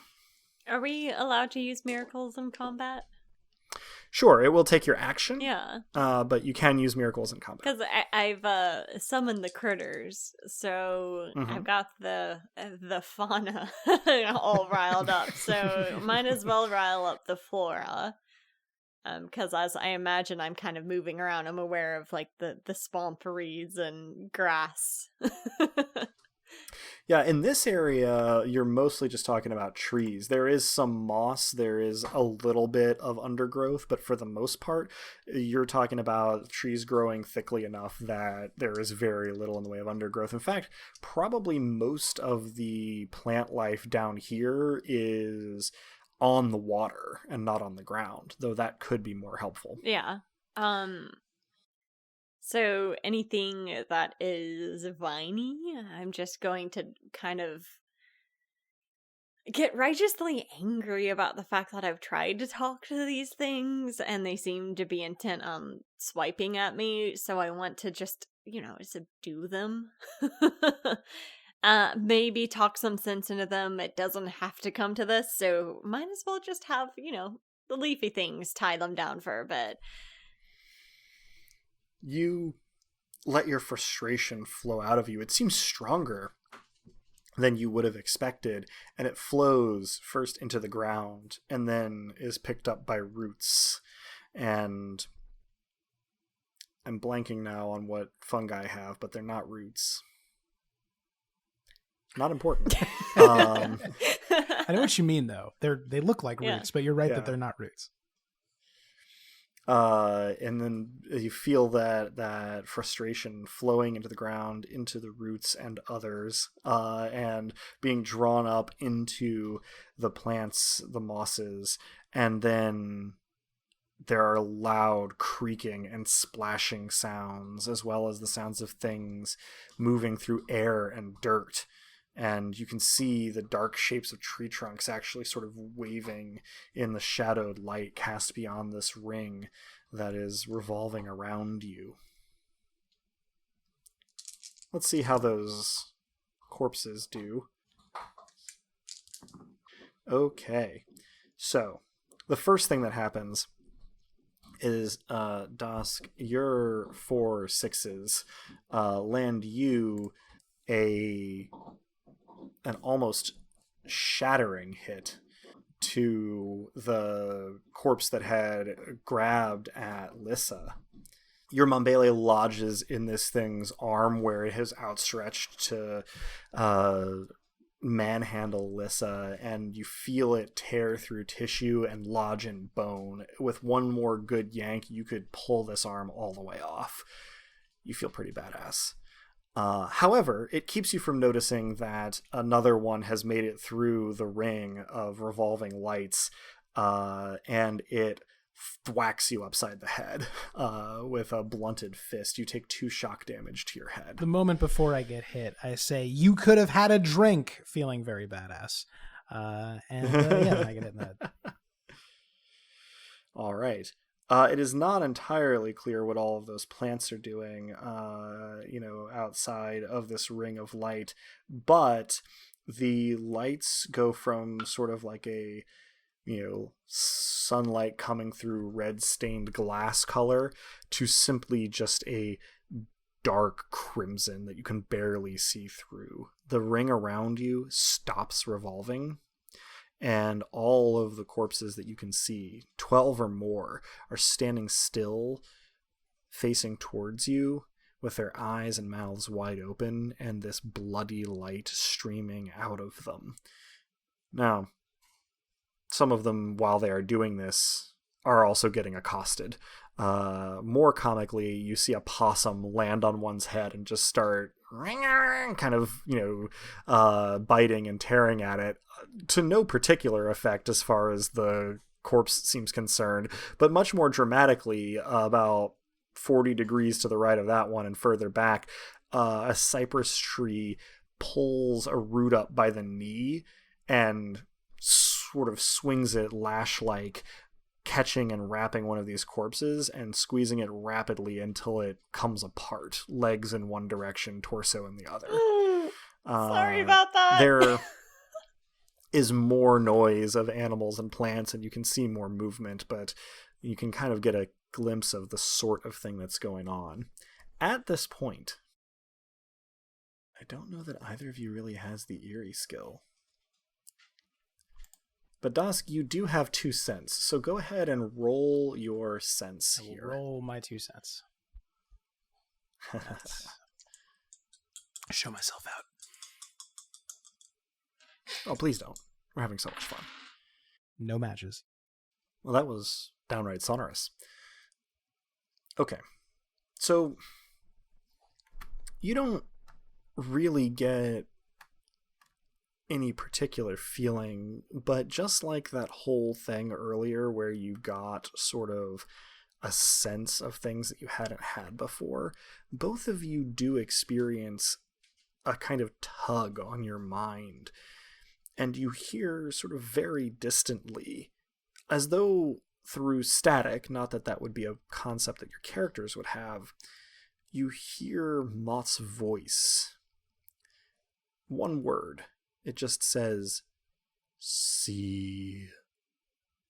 And you're actually pretty sure you could do it again after it happens.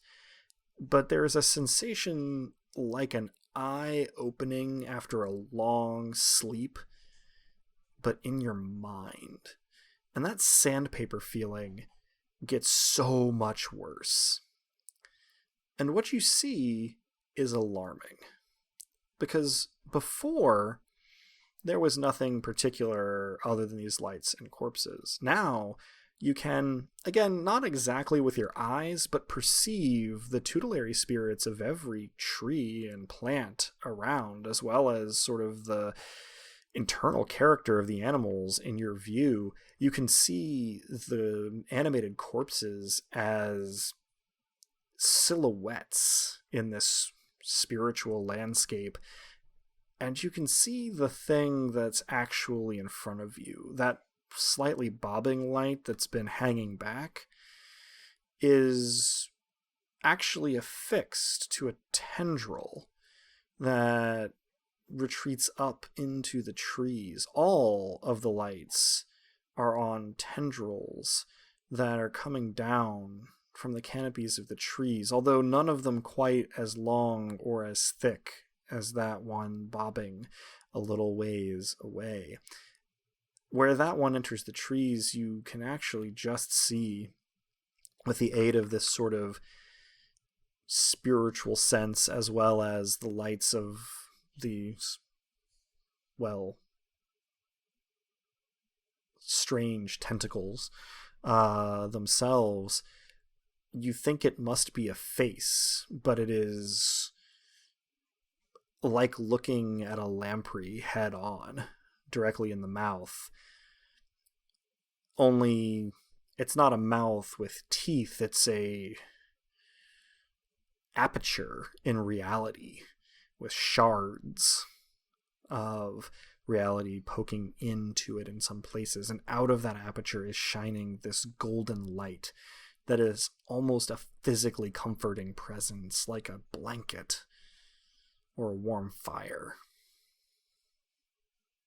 You think you've found the thing controlling the lights, but you're not at all sure what it is. And it does not seem to like being noticed. Once again, Dusk, I think your spirit keeps you safe at 3. But Lissa, I need you to roll your knowledge. This is going to be 2 dice. Basically, you're rolling counterspell, but since you don't have any dice in the skill, you're going to use your stat. Okay. For our listeners at home, this is often not how miracles would work. They just do work, but this is not precisely a miracle either. Table talk. Do I want to use lucky on this one? Because didn't get anything, and I probably wouldn't get anything a second time. If not now, then when? It's a reasonable point. Yeah, I'm gonna... Lady Luck smiles upon me and allows me to re-roll my 6 and 1. Popular with Hopefully. men, women, ladies of luck, and fireflies less so. A little bit closer this time, a 3 and a 2, but still no matches.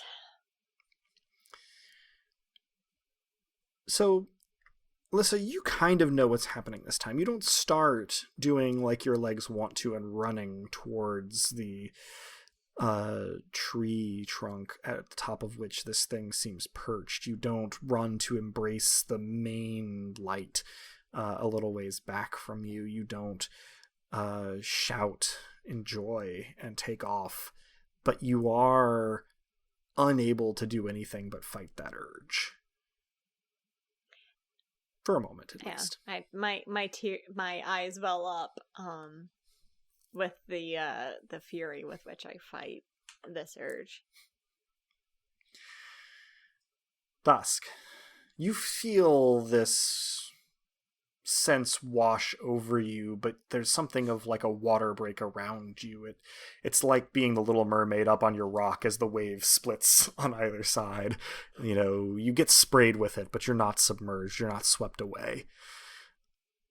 That's a beautiful image. Sorry about Macho here.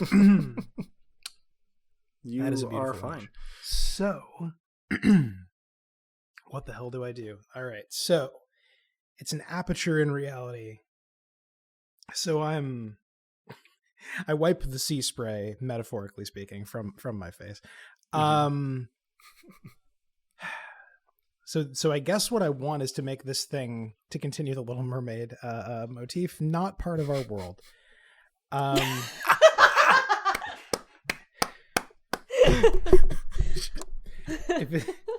If its face is an aperture in reality, then I want to close it. And I that's obviously a miraculous action, not a physical action, right? I mean, we're seeing tendrils, but I'm assuming these are not, like, do we know that these are not tendrils we could cut with a knife? These are something else, right? Metaphysical tendrils. You are absolutely aware that they are not going to be something that you can sword cut. Here, the how to phrase it,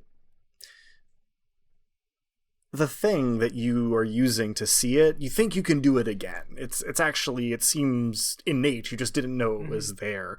And what it allows you to see is the spirit of things. What the Nobilis rulebook would call mythic reality, in contrast to our very own prosaic reality. But looking at it in mythic reality, this thing is hard to conceive of. So not only is it primarily not physical, but it's also, it's not like, oh, there's where its brain is, let me cut that out, you know.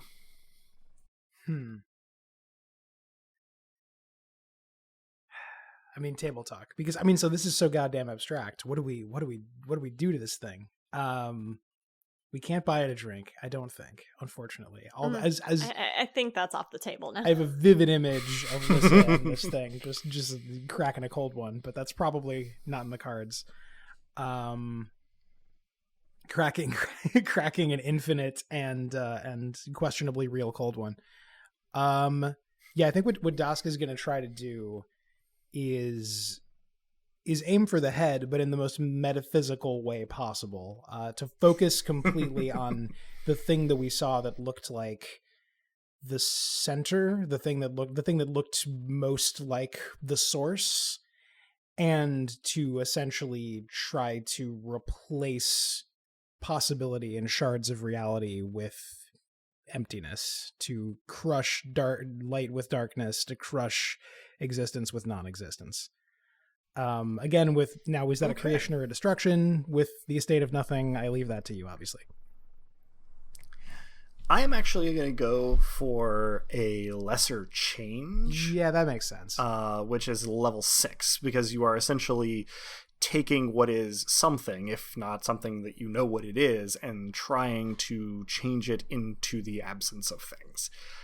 There's probably room if you wanted to make this more general, or if you wanted it to have a specific effect, to bump that up to a major creation at level 7, which I think you have the miracle points to accomplish if you wish. I do. This is a good time to ask, because I don't remember. How and when do we get miracle points back? So there are a few methods. They are sort of at the end of an arc in the story, where you have time to sort of like rest and refresh and kind of spend time in the chancel and absorb, kind of the energies of the cosmos back into you. You'll refresh, but within that, your primary way of getting them back is to siphon them off from miraculous opponents, primarily by, beating someone up gives you a pittance.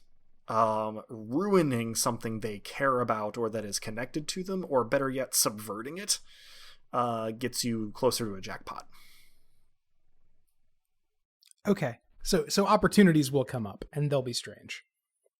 Okay, let's see here. bumping that up to a lesser... Oh, a major creation, you're saying. So if level 7 would be a major. So that's make impressive, special, or big things. So in this case, a large amount of nothing, where before there was a large amount of something inconceivable. Yes, and if you wanted a specific effect here, that extra miracle point would essentially buy it. I mean, if it's possible with the creation of nothing. Yeah, I suppose what is in Dosk's mind is not just to oppose this thing, but to undo everything remarkable about what it does. It's turning death into something like life, and it's turning an attack into something weirdly pleasant, and the idea would be to restore what ought not to be quite so horribly wonderful. So may I propose then that the major creation that you would be undertaking here is sort of instantiating in the same physical and spiritual space as this thing, its exact inverse. Yeah, well said. 1 over whatever the hell this thing is. There you go. For Dosk, is there any particular action or words or effect internally or externally that accompanies the expenditure of 3 domain miracle points and the use of a major creation? Is there any, sort of flourish or description you would like to give this action? Having just been hit in the head and then seen, Dosk spins on his heels and says to the shambling corpse that had hit him in the head, that drink is absolutely never going to be yours. And then he screams at the forest, and none of this can possibly be any longer. Beautiful. You won't see this, Dosk, but as you are saying this, you become sort of like limbed in not exactly blackness, but the sense of like light being sucked into your outline before it can be seen. And then that effect transfers from you in the blink of an eye to every visible, spiritually visible part of this thing. And the effect gets stronger and stronger, and the view of it, in your spiritual sight that you can see, becomes streaked and pulled at as though by gravity. And then there is a moment where it seems like an equilibrium has been reached, followed by a loud thunderclap sound that you feel more than hear, and all of the corpses that you can see collapse where they stand, some to immediately be savaged and eaten by animals and plants,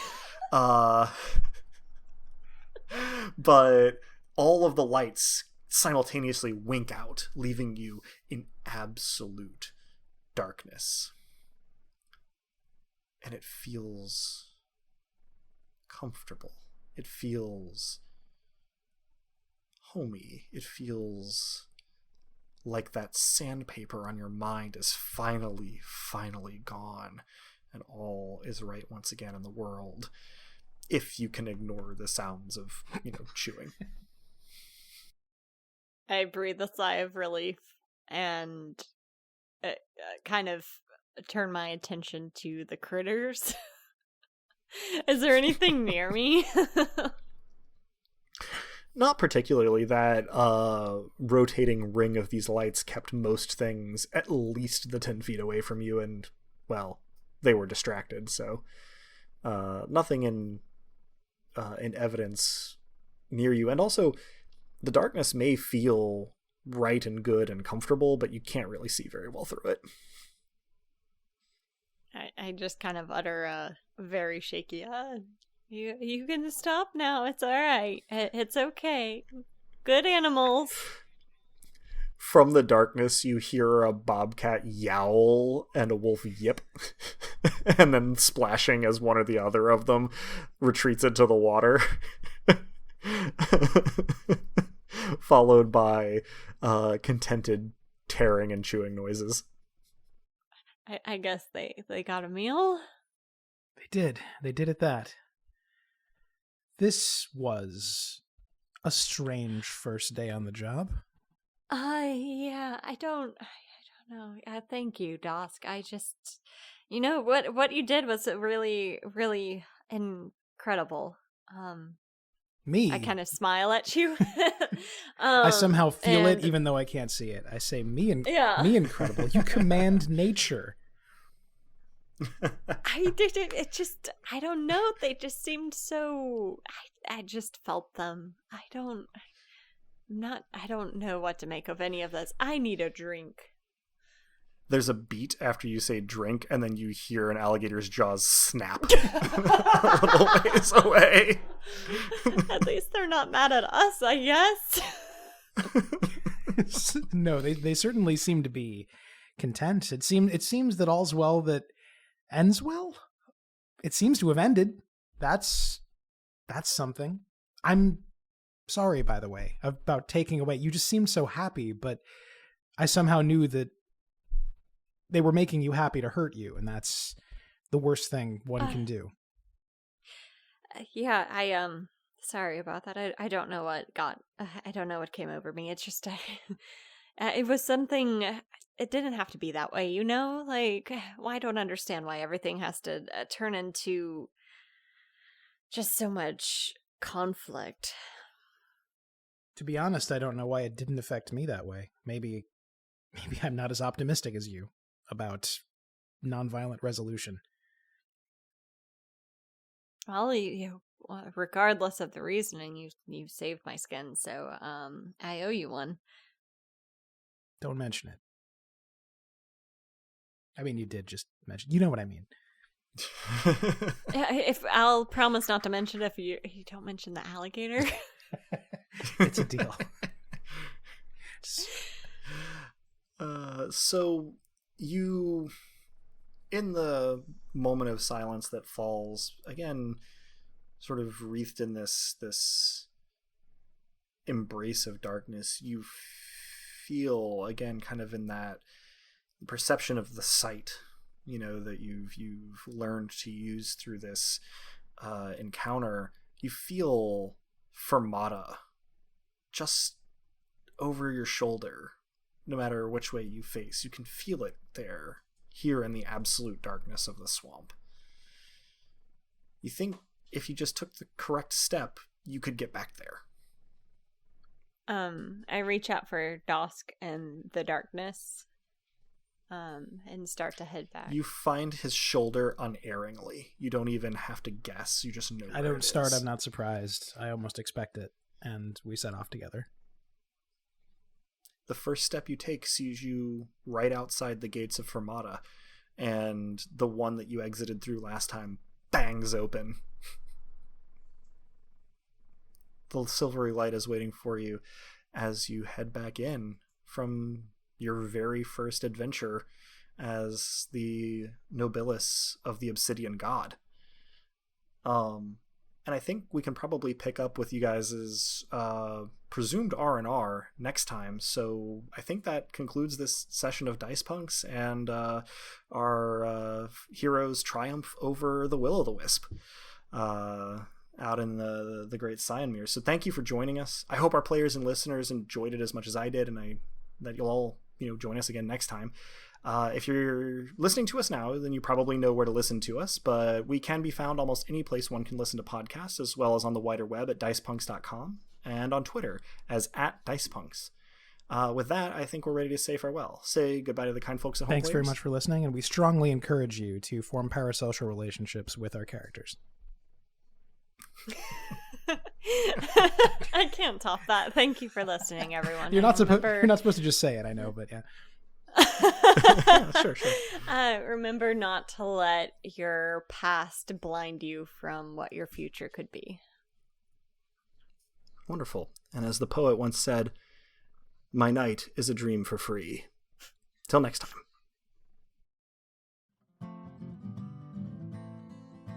Thank you, dear listeners, for tuning in, and stick around through the admin stuff.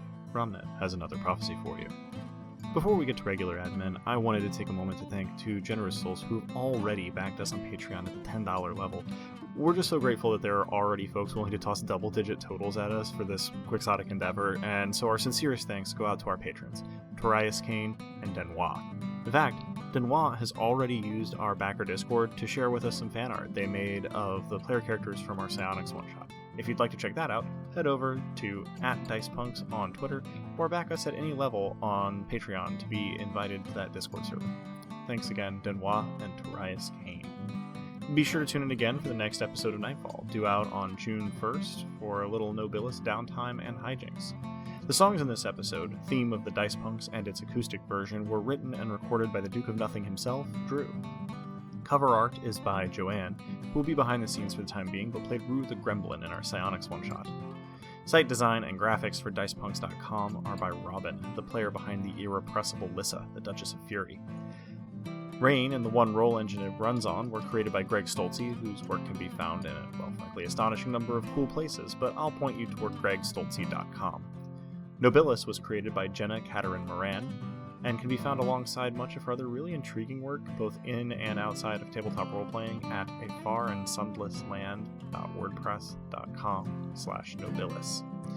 Links to both systems and authors can be found on the Punk Grimoire section of our website, dicepunks.com. Thank you so much for listening. If you liked what you heard, well, that's reward enough on its own, really, but if you're so inclined, you can help us out by rating and reviewing us wherever you listen to us, telling your friends who you think would like us to give us a listen, and even by heading over to our Patreon at patreon.com/dicepunks. We have fun rewards available to backers, including a patron-only Discord and access to the Dice Peaks after show for episodes 1 and following. Regardless, we hope you'll tune in again, and until then, remember, subtlety is for cowards.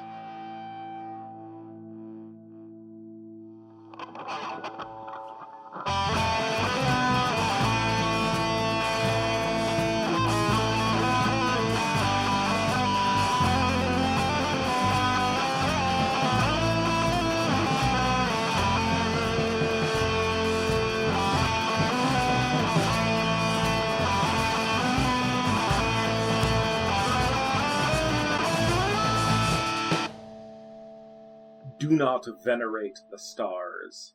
They are merely teeth marks, perforations left by the gnawings of things on the outside that want in.